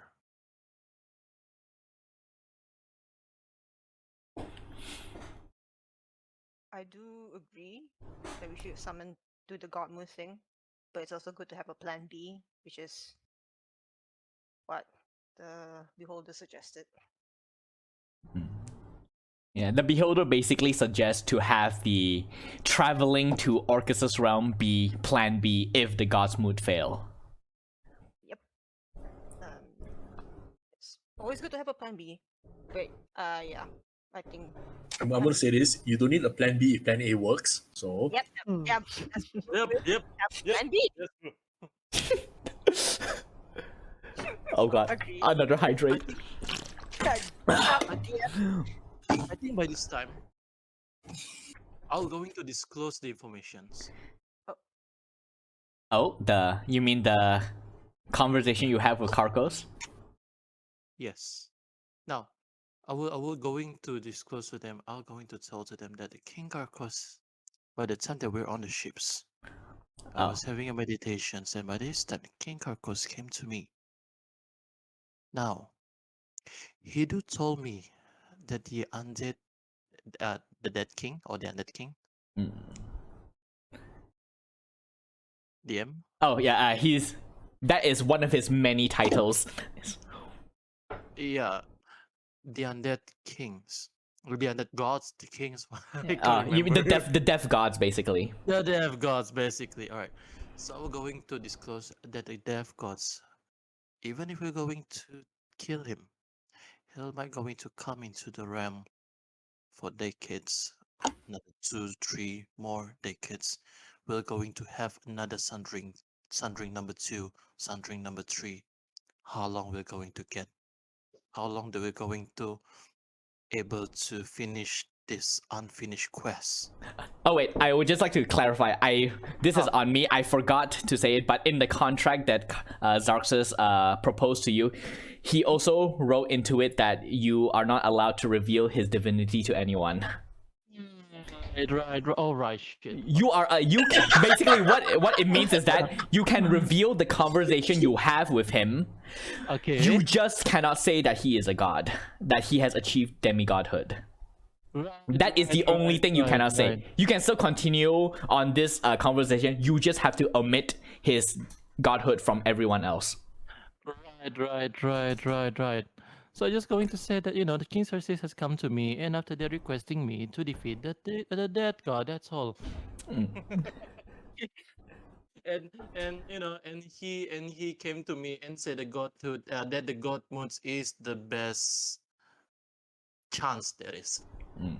Yeah. Do you reveal to him what he mentioned about what would happen if Orcus does invade, about him attacking Dresmere first? No, just not just that.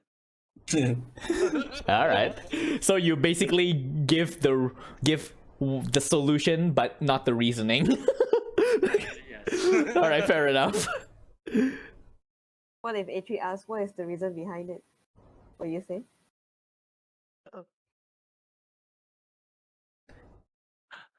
That I'll going to disclose later on. Boop. Oh, so you don't tell it now. I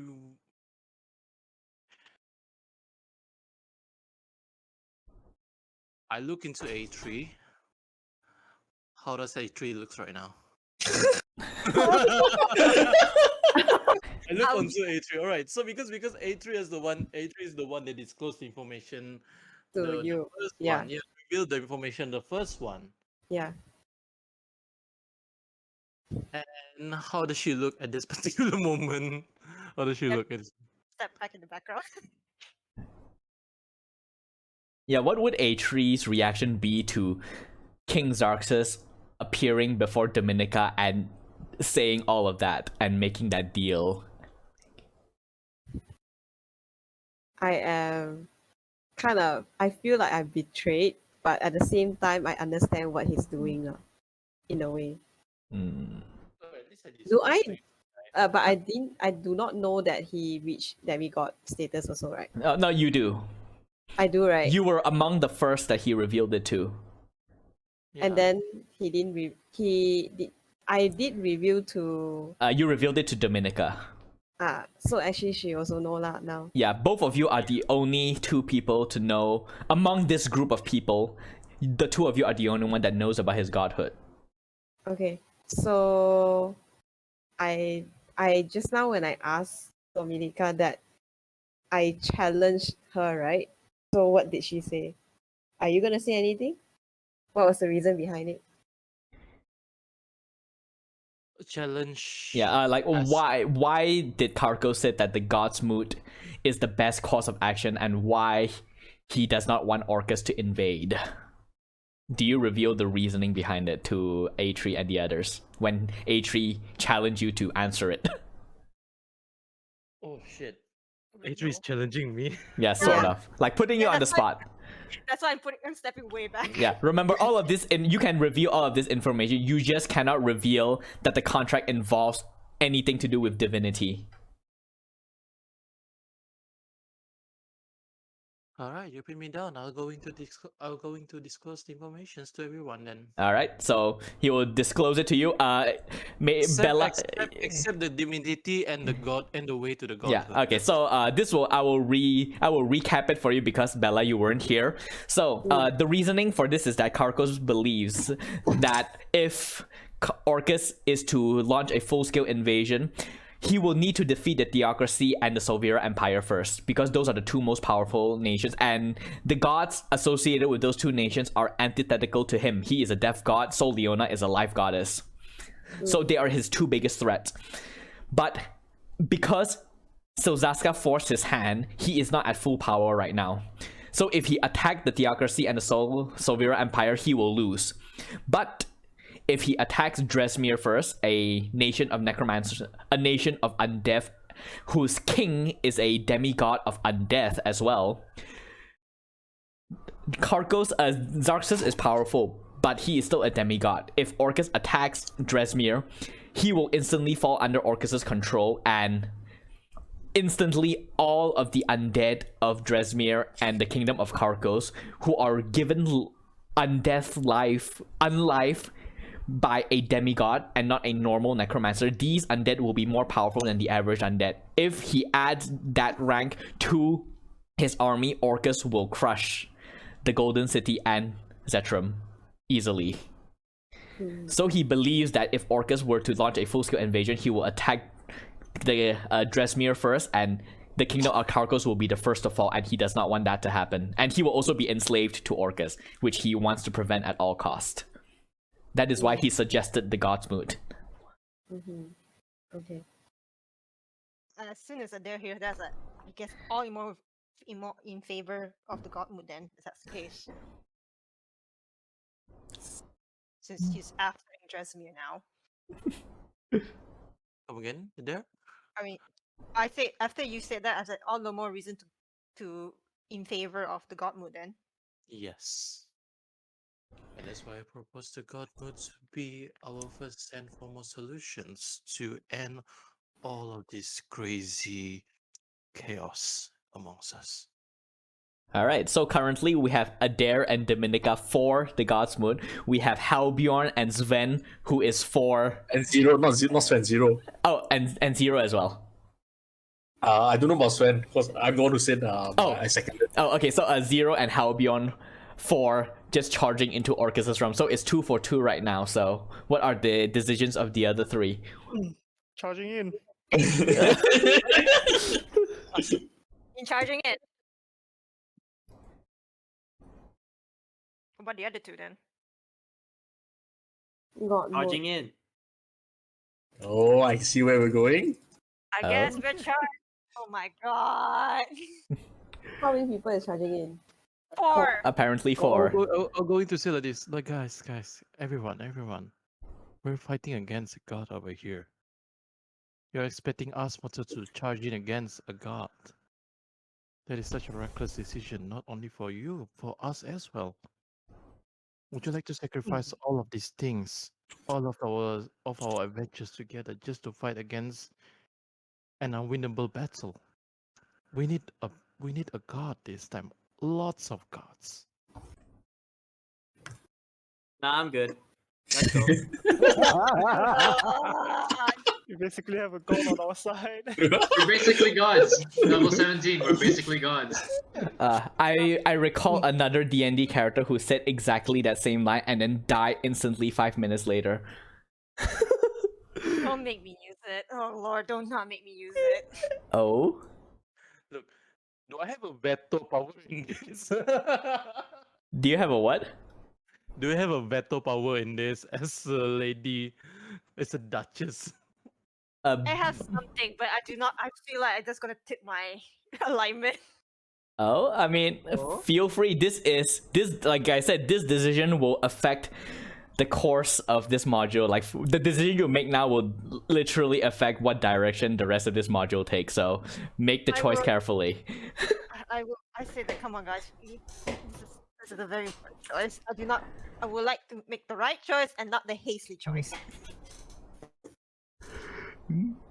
Well, I'm here to make the hasty choice, so.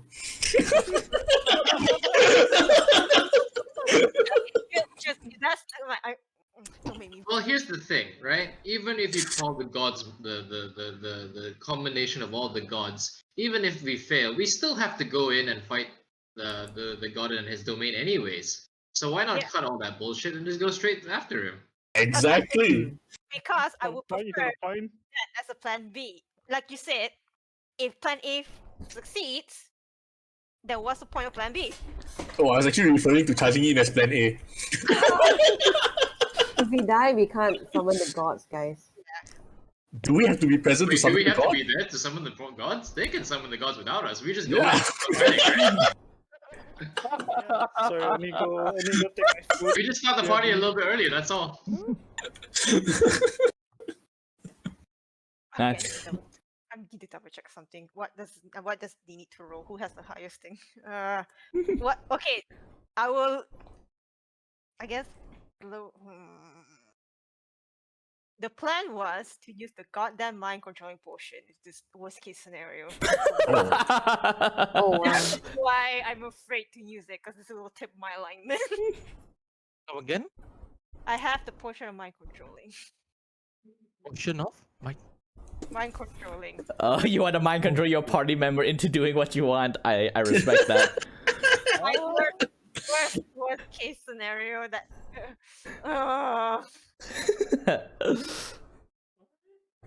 Okay, A3 want to ask, how do you guys gonna do it? Charge straight in? Yeah. How are you gonna go into the portal? Just walk in. With that wizard, right? That mage or whatever that can open portals. We just get him to open a portal. We go in, beat up that undead god, come back home and party. Yeah, makes sense. Simple as. Look, Uh, I do have a simple propositions that I think everyone can agree. We'll go to the gods mood. We're going to reconvene all of the gods, and by the time they're going to charge all of their armies into our sides, the gods will be able to battle them. At that point, we're going to ask to open the portal, where we're going to sneak in, and we're going to attack. How do you But sneak in with an army? I know because the entire army or the entire army will going to the mortal realm, and especially they're going to go to the city of the Silver Lady. Of course, definitely right. So what you're saying is you want to use the God's Moon as a distraction while you all sneak into his realm and fight Orcus while his army is distracted elsewhere. Is that what I'm getting? Yes. Okay. that's a smart idea, actually. Yes. Oh. Yes. I mean, But most of the armies they're going. He's going to be attacking. He's not attacking the golden city first, right? He's going to be attacking. The army were going to go to the city of the Silver Lady. They're going to go to Zetram, of course, and that leaves with the big bad boss. That's where we're going to strike in, without even going to go through the armies. Basically, it's a two-prong attack. It's a smart idea. So basically what I'm getting is you want to do both. Mm-hmm. You know what? If you're presented with two options, take the third option. You know, I respect that. Okay. All right. I mean, again, if bullshit of mind controlling, I have it in my bag. Worst case scenario. Maybe you're having it onto your finger over there. Uh-huh. So you just want to do like a two-prong attack. I'm like, I don't know what to roll. Let me double check. It's a dominate spell. Yes. Now, you don't roll anything. Your target must roll. It's a save, Yeah. right? Yeah, it's a save. If they fail, they are mind controlled. Oh wow. That's why I'm like, I don't want to use it. But I, Do it. Do Yeah, it. we can do the two-prong attack. Seriously, Yeah. we can do that. but the two-pronged attack sounds good. Yeah, let's do this. Are you guys okay with that? We're still gonna attack that guy in hell, and we're still gonna do. Yeah. We're just trying to save our energies. You know, it's going to be tiring to fight against the whole ass of our. Hello. Let the gods handle the army. We're going to handle the big boss. It's going to pose a good solution to all of us. Isn't that correct? I concur. I agree. I mean, I'm going to defer to Halbjorn because I think he has his shit together. how beyond? Me, can I have the find lowest a intelligence. You're referring to me. Are you sure? Yeah, sure, why not? You're asking the barbarian. What is your wisdom? I think that would be more important in this situation. Who are you asking? Halbjorn. Oh. No, my wisdom's not that high either. It's only like 14. Wait, the 14 is quite smart. 10 is average. 14 is like quite intuitive, lah. There's 15. Yeah. Yeah, I'm at a 15. Yeah. Everyone else is higher, so so I don't know if I'm the wisest one out of us. Yeah. Wait. So 0 is wise, but he still goes for the reckless action. No. It's not reckless. It's called taking the initiative. You know, surprising them. I don't expect a few idiots charging in. Reasonable point. Yeah, can't argue with that. Let's go in right now. Yep. I mean, I'm trying to remember. You know what? Adair, give me a Arcana check or religion. For those of you who have proficiency in Arcana or religion, make a roll for me. I have neither. So Wait, the range. Oh, you know what? Makes sense, I suppose. Wait, the Wait, range. is it Arcana or religion? I have Yeah. proficiency in Arcana. Okay, I'll roll then. Wait, the ranger son of a cleric and a paladin does not have proficiency in religion. I have, like I say, I'm the black sheep of the family for a reason. Alright, fair enough.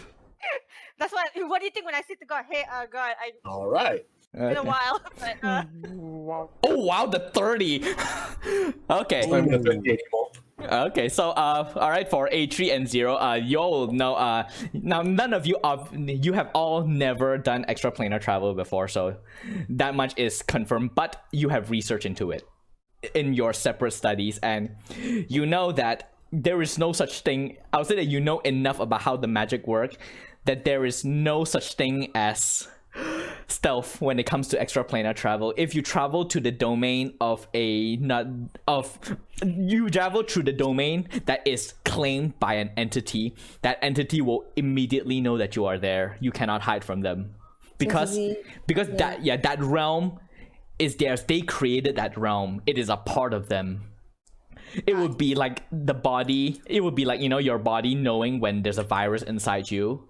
So yeah, just for your information, if you teleport, like, it is possible, but there is no stealth. He will know. Orcus will know you are there if you teleport in. I roll And an it 18. doesn't even fight. That I roll since I can planar travel. Yeah, I'll say you will have advantage, which will still bring you to 18 anyway. So yeah, you'll know this. Oh fuck. Okay, I keep it to myself. Yeah. Yeah, just to make sure you have all the information you could possibly have before you make your decision. Yeah, it's a very important decision, but the problem is we are fighting to do the reasonable one or the hasty one. Well, I mean, you just gotta convince one of us to go on the other side. That's it. You don't have to use all your potions. You just use one. Make sure you choose the right one, no? Yeah. Wow. Like, do I drink it or do I ask somebody else to drink it? I mean, it's up to you. Look, we're already at game over here. Alright, I who's closest to me right now? Who's close to me, Bella or Popo? I mean, you ask me? I mean, I don't know. When you all arrange yourself into a circle to talk with Silxasca, who's standing next to who? Hey, while I was talking about that, right? Can I cast suggestion? On. You have? Yeah, I am a Yuan-Ti. Oh my god! Please use suggestions so the one with On Halbion. No wait. Hey, but It's a wisdom save. yeah, that's why his wisdom damn high. Everyone's wisdom damn high, you know. It's not that high. Oh please. Yeah, it's Oh, pretty maybe- low. Yeah, it's pretty low. Anyone cast guidance on me, but no lah. It's a save that we have to make, right? Yes. So it doesn't affect us. Yeah. I mean, you can get guidance on yourself, right? Yeah, actually, you can, because guidance lasts 1 minute. Yeah. So who are you gonna cast suggestion on? Oh my god, what has this session come to? I told Bella about the mind controlling portion because I think she's gonna cast suggestion. I'm gonna look I at mean, it, because I'm playing towards, like, I am that character, so I am working in the, you know, in the palace. I always use it. Oh. All right. I mean, I said it was unto us. I got the potion for it. Yeah. Okay, let's do it. Let's choose. Mini, miny, mo. Wow. Like I said, Will has the lowest wisdom, even though it's 14. Serious? All right. You know what? If this is happening, I, as a DM, must present to you that obviously in D&D you can do anything you want, but things like taking control of other players' characters, sometimes players might not be okay with it. So I will ask now, are all of you okay with being mind controlled? If you are not, we will just say that it happened off screen and we do not have to RP it. We will just deal with the consequences. We do not have to have it happen. We can have the narrative proceed as it is. So, are you all okay with this? I'm gonna do this in character. If I notice it, I will do something about it. If I don't, I can't do anything. Yeah. No, this is towards the player. You know, it's always important to not violate a player's consent. Correct. This is Yeah, very yeah. important. It has to be Consent. consensual. Yeah. Yeah. It has to be consent. So Yeah. if you, I mean, actually, if you all really want to go, we can go.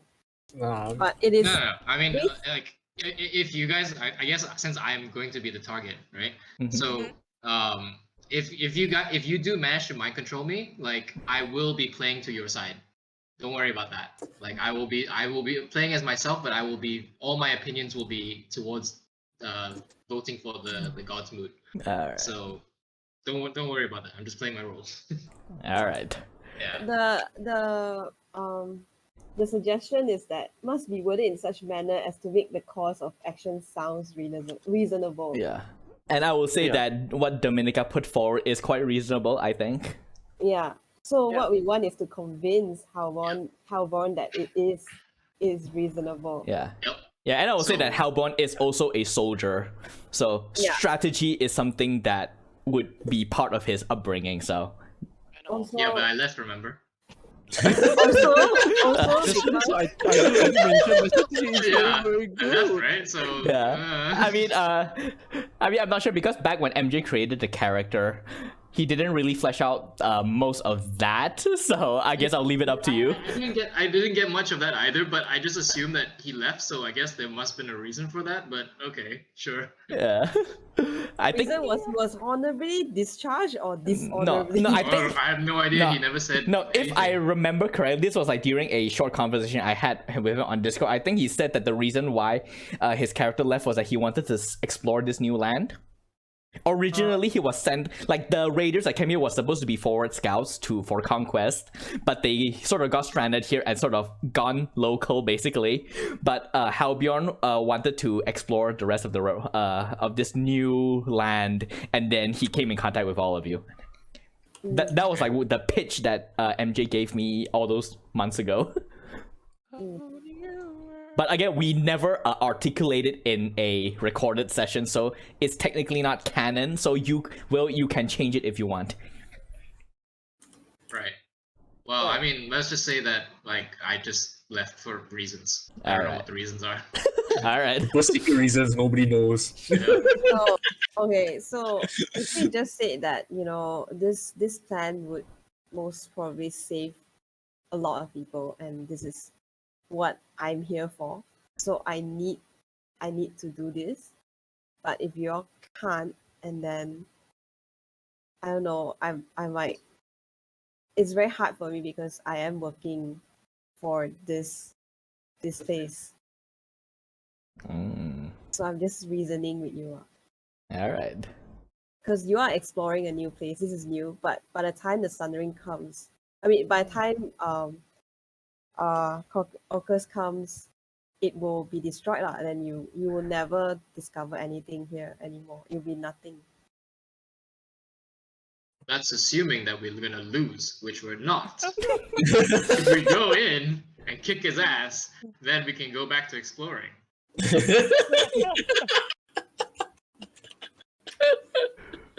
Lord, oh Lord, Ooh. oh Lord, so, oh Lord, What so is this defeatist mentality you guys I- have here? I Don't really- you know in every time when you go to war, I the admire first thing you must your- have is conviction amongst yourselves. You must have the belief that you can fight and win. Why would you ever go into a war and think, oh, I'm gonna lose? No shit you're gonna lose if you go in with that mentality. Spoken like a true soldier. Atri just roll her eyes, and then it's like, yeah, I really admire your confidence, but this is overconfidence, Right. and it's risking so many things just for that, and it's really just illogical. oh God. And I will again put forth that even though within your group it is a democracy, that among the 7 of you, A3 is an advisor to the Empress. So her words will have more sway than most of you, I would say. You can flex that political affiliation if you want, A3, but it's up to you. Just to give you like what options that you have at your I know. disposal. I can actually arrest every one of them. Honestly. Honestly. Honestly, yes. Honest, you didn't I can know- even murder every one of you all here and say that it is a mission complete. hold up. Yeah. I mean, Wait for that. yeah, I mean, in the end, I am a Yuan-Ti, guys. and also remember A3. You all know A3's background. She is an agent that is attached to the Solvera Empire to help them protect Zetram from those who would do it harm. So she has the law is on her side most of the time. Let me put it that way. I would say like this, A3, if you know. You're talking about law, I think we broke quite a lot already. Great spot. No, it's up to you. It's up to you, A3. It's like worst come to worst, right? I'm gonna gangster this, but it's okay. If y'all want to go, I can explain. But if y'all die there, I might not die there. Just I mean, make you it. can cast suggestion and see what happens, right? If you want, we can try. If you want to roll, we can. If it's if I you. mean, now that you've pulled up the option, I'm actually really curious where would it go. Yeah, sure. Let's do this. All right. I mean, I will accept it if it's, let's say, if really cannot be convinced, then we just go down. It's okay. I'll admit defeat. No worries. Okay, so are you casting suggestion on me? Yeah. Alright, what's the save? 18. Oh, that's actually quite high. I will not lie. That's quite high. Honestly, I don't think I'm gonna be able to make it. If you make it, then yes, we're going to hell straight. Yeah. Guys. No, right. Alright, here we go. Wisdom save, right? Yeah, it's a Wisdom wisdom. save, Yeah, right? wisdom. Correct. Yeah, Alright. wisdom. It's all for this one. Okay, here we go. Everything has led to this. Believe in me who believes in you. Oh! Oh wow. So the dice has spoken, so we all are going to hell. All right, fair enough. But Well, I mean, you guys can make another. You guys can use the potion, right? Since that was a suggestion. You guys can use the potion and see what happens. Nah, it's fine. For me, it's like you already did this, and then that's it.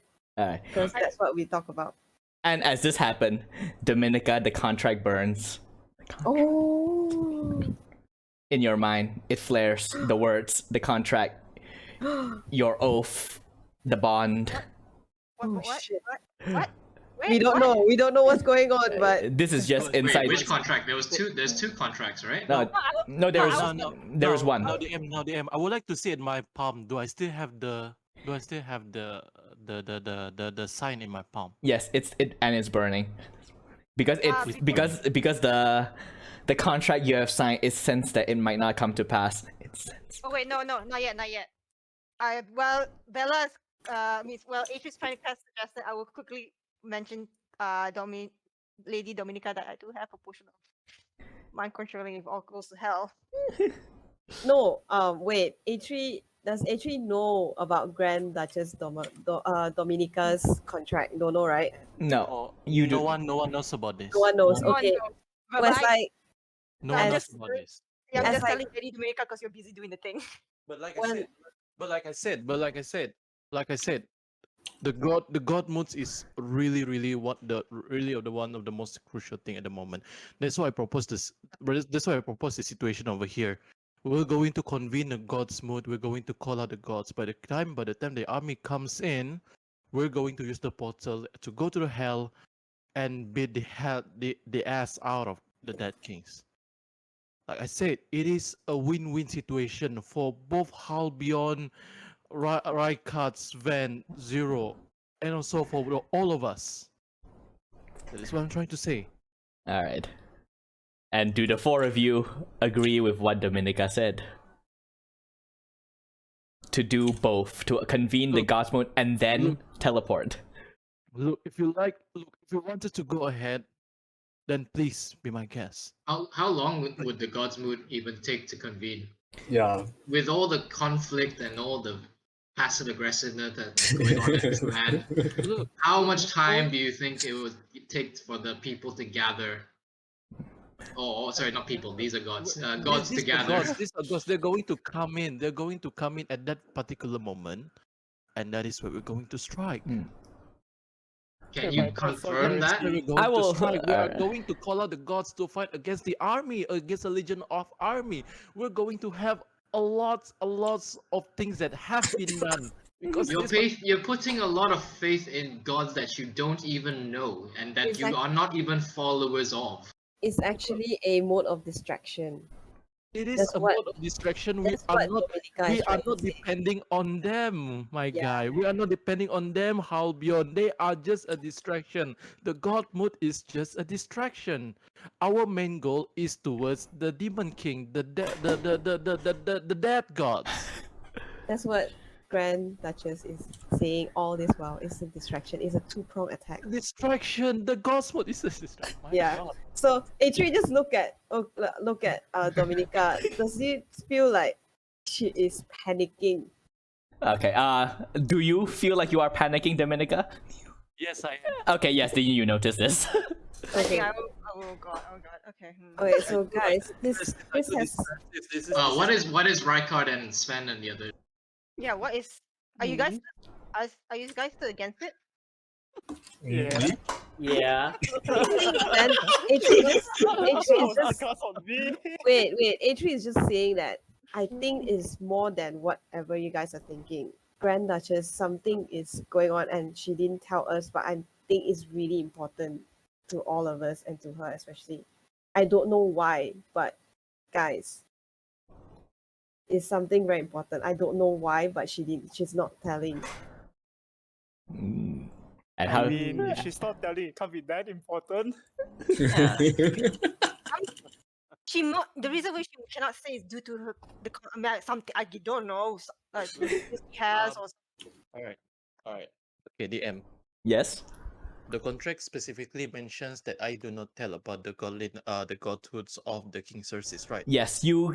The only thing the contract stipulate is that you cannot reveal to anyone that King Xerxes is a demigod. That is all. That's all. Yes. Atri has no contract also, right? No, It's Atri doesn't only- have. He it's is. only- Yeah. Xerxes is essentially banking on your loyalty to him to not reveal. No, because I didn't say also. Yeah. all right. Just wanted to reconfirm, yeah. So the contract is not. It's just explicitly mentioned that I cannot tell the godhoods of King Xerxes. Yes. So theoretically, you can reveal everything about your contract so long as you do not mention his demigodhood. And after that, I'm going to tell this to the three of the how many? Yeah. Rykard Zero, Sven, and Halbjorn. Rykard Zero, Sven, and Halbjorn. I'm going to tell you this, gentlemen.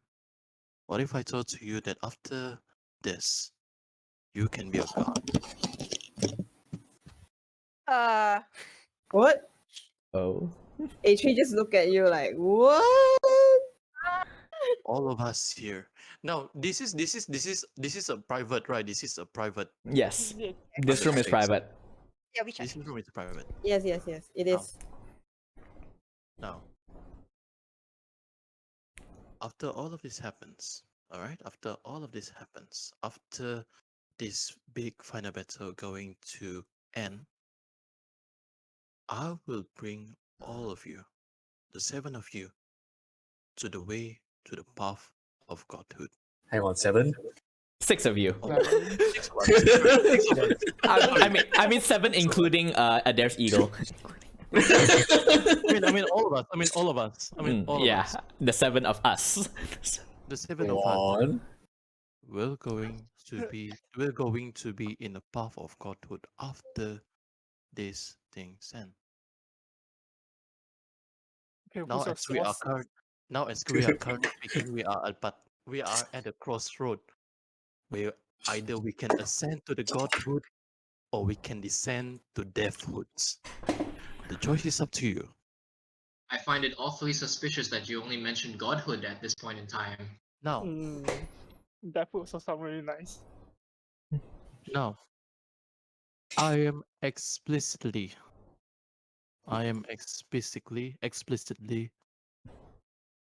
not we're not going to disclose any further from this. But what I can assure from you is that if we do the godhoods, we will be on the path of godhood.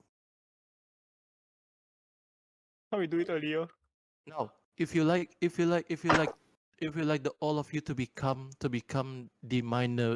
ministers, the sirs, the minor nobles of my house, then be my guests. But I would say we all have a chance to be in a godhood, ascension to the godhood.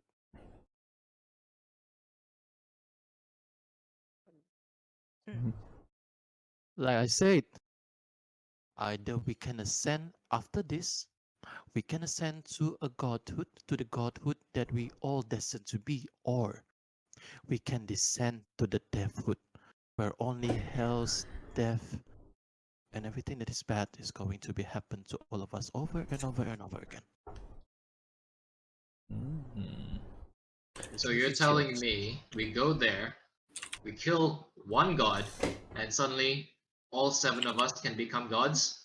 I find it Yeah, we're very going to be in the path of godhood. I won't going to assure you that you will be gods, nor you're going to be a patron or anything, but I can assure you this: you will be on the path of it, the path of something that is truly, truly, truly divine.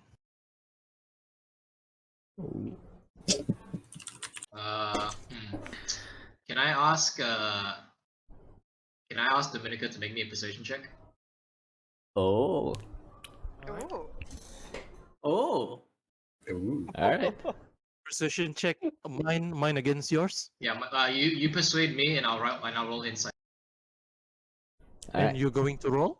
Insight. Is it insight to see whether how sincere Dominica is? Yeah. All right. Roll your persuasion. All right. And I will say, Dominica, are you truly sincere in this? Because, oh wow. I'm truly sincere in this. Okay. Then I was gonna say you can roll it with advantage, but 25 is pretty high. You want to roll it again for advantage? Yeah. Roll it again. Roll again.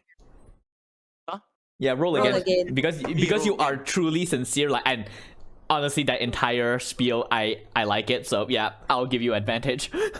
Okay. Yeah, 25. 25. All right. What is my Oh, actually, my insight's not bad actually. Oh my god. All right, Halbjorn, you definitely you can definitely in a Dominica is someone who you know her. She is someone who likes to play with words. That is her entire thing. She's a noble, but in this rare time, everything that she said, this is the most sincere you've seen Dominica in your entire time together. Okay. You feel it in your heart Yes. if you have one. For a second, Dominica's cold heart beat once. Oh, But yeah, you are convinced of Dominica's sincerity in what she's pitching for all of you right now. She's truly believed that it is possible for all of you to be a pantheon of your own if you all go with the God's mood, based on what she has said to you. Well, what do the others think? Rykard? Ben? I just noticed I just remembered something. I'm not supposed to be alive after this thing is over. Oh yeah, you are living on borrowed time. No, we don't know that. We don't know that. You don't Oh yeah, know. the rest of you don't know, but I think Rykard knows, because I think that's part of your backstory, right? Yeah. You were given second life, but it is going to go away after you've done this. This might be an out for you. This godhood thing is sort of not related to me. why is it not related to you? If let's say if you actually if you achieve it, you will not know what happened. Yeah. I mean, we might avoid. Most likely death since Hang it's a on. If we're able to resurrect a person from Paradisio to alive, that would be a feat on its own. No, I think it was specifically mentioned that I cannot touch this guy anymore. I cannot touch my guy anymore. Hang on. No one can do it. Out of character wise, you made a pact with someone, right? So if you become a god, don't you outrank that someone? Honestly. Or you can actually be the But like, same how- rank okay, as like, that Think someone. about this. How can a newborn god outrank some fucking OS I mean, Well, you can always work towards it since you're in that rank already. Yeah. This is I mean, A3. Oh my I'm god. already immediately dying after. Oh my god, Rykard, the joke character achieving godhood. I want to see that. I really do. Yeah, I actually want to see that. Well, right, but provided you actually survive this, Yeah. only you can talk about it. Yeah, I mean, even if Now, you who's believe in who's now? Who's who? Yeah. What in what? Yeah. Believe in me, believe in you. Yep. Like, I mean, even if you pursue this, there's no guarantee you'll survive by the end of this module anyway. So Oh, I it's thought even if I survive, I just die. yes. But if you survive and Dominica succeeds in what she is pitching to all of you, you can avert that. But I don't. Ascending to godhood takes some time. I will never know. We will never. Now the question is, are you willing to take the risk? Correct. Correct. I'm ready to take the risk to go to hell. Let's go. Okay, so Sven, Rykard is still going to hell. Yeah. Sven, what is your opinion? Oh, let's go to hell. I care not for being a god. Okay. What you will. TWO, what about you? I defer to my tactician, Mr. Halbyon. I mean, you. No, no, no. So basically, how He's been soldier. The prospect of being a god. Well, I certainly did not expect that when I came over to this land. I must say I'm a little intrigued. But I am still awfully skeptical of this plan.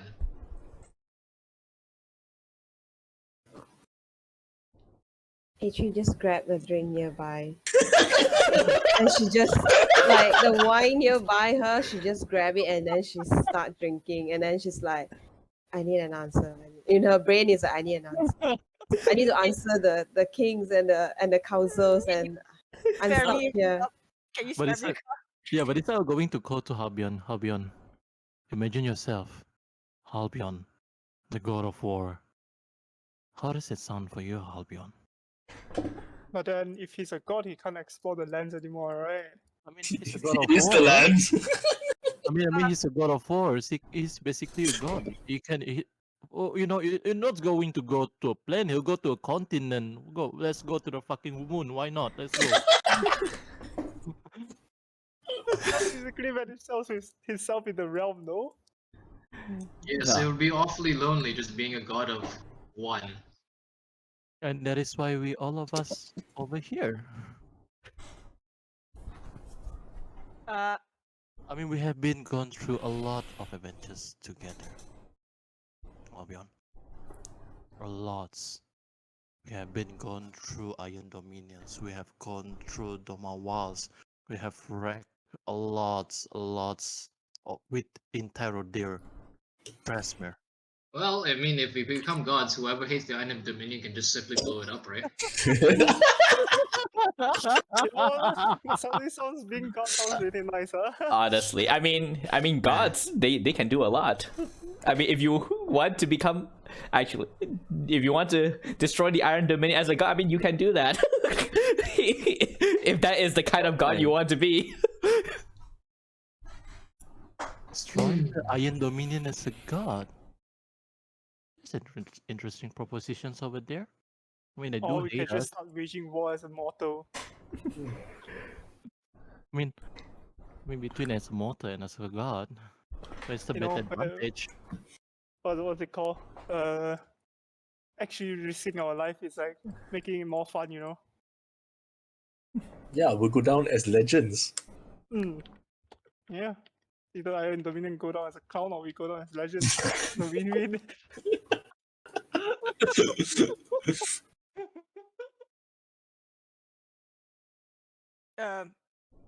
Dominica, I'm going to give you an option. When you were doing that, you were holding that spear, I will go behind you, pass you the one of the potion of mind controlling, and then go back to H and start drinking some more. Oh my days.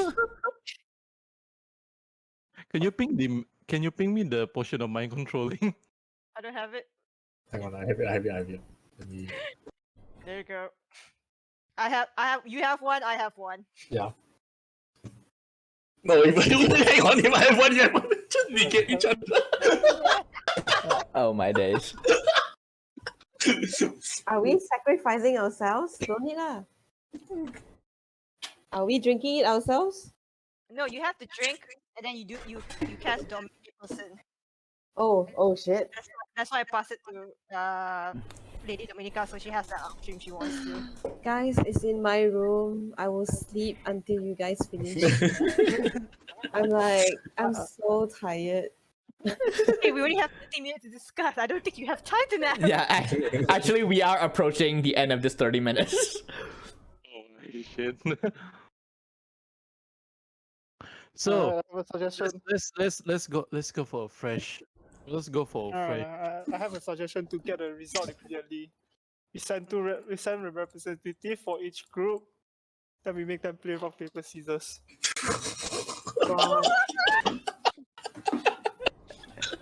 We are. The decision of the whole world that lays on our hands. Is it Based on rock paper scissors. That's all. Yeah. wow? I mean, if we're going to become gods, that's how. Why not become a god of foolery, right? We don't need 4 gods of foolery, guys. Okay, I nominate Sen to be a representative. Wow. Sorry, this is testing Atri's patience, guys. I mean, is A3 gonna pull it? Is A3's gonna pull it? I'm assuming direct control as the most politically affiliated person here. I'm afraid that I'm gonna cast all catnap to all 3 of them, and then I'm gonna drag them there. Oh, that actually works. No. It's more like, seriously, this is what you're all gonna do. It's not gonna work, really. I mean, just win in rock paper scissors.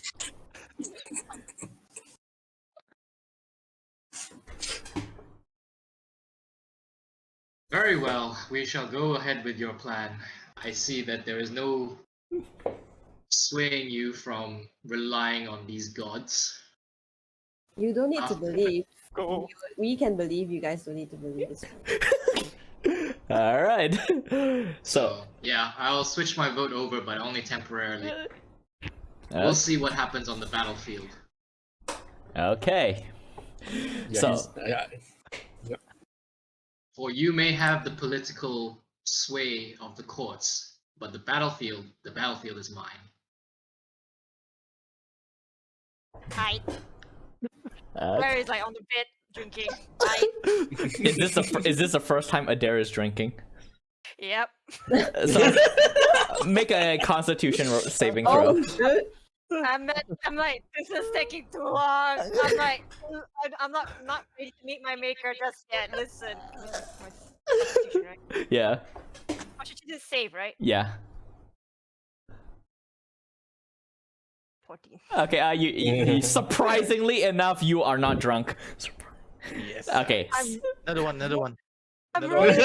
Another one. I'm rolling. I mean, the 30 might as well be You- the second Constitution roll. So You drank another cup, right? yeah. I drank 2 so far. Yeah. Yes. Yeah. So Okay, roll. another- Yeah. No. So Another one. 14 and Another 30. one. So the Another one. 30 is the second one. We'll just take it from there since Alright. the way it works is that you already rolled twice. So yeah, you are surprisingly very sober. And then we are going to pour her another one. Oh my days. No. Oh no. Okay. All right, but yes, after your 30-minute discussion that actually took like an hour and a half, but who's counting? you all. Nah, it's okay. I enjoyed this. Like, this is the most RP we've had, and then we will now go back to the council chamber. DM. Before that, I would like to use my charge from my sending stone to send a message to my mom that we are about what's happened so far, which is we're trying to convince the council to do the god mood. All right, how will you phrase that in 25 words? Lord have mercy. Send, Lord have mercy, send. Oh, that's okay. That's 3 words taken. No, I'm just kidding. Okay. Continue.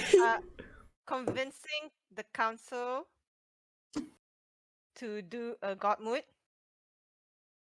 We also have reason to believe that the god of death is targeting what's the city again? My brain today. Targeting Dresmere first before targeting the theocracy. And that is just enough 25 words. There you go. Oh. All right. Smash it, son. All right. When you your mom receives it, she goes, understood. Be careful. We'll make preparations here if it comes to it. Okay. All right. Hey, Mom. And with that, you all return to the council chamber where everyone else are at. And as soon as they see you enter, Empress Laurelin will look at you and go, so, have you made your decision?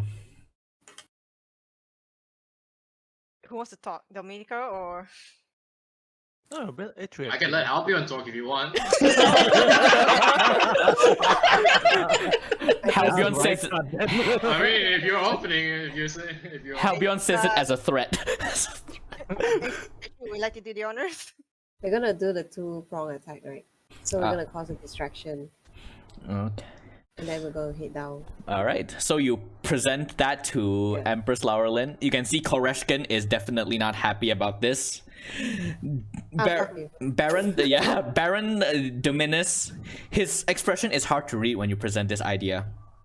He is unusually stoic for someone who takes every opportunity to insult the Grand Duchess every time he sees her. See Dominica and then and Oh. Oh my days. Oh wait, I'm back. I think. Am I back? Because my stream started and then it shows. You're me back. the- You're back. Oh my god. Okay.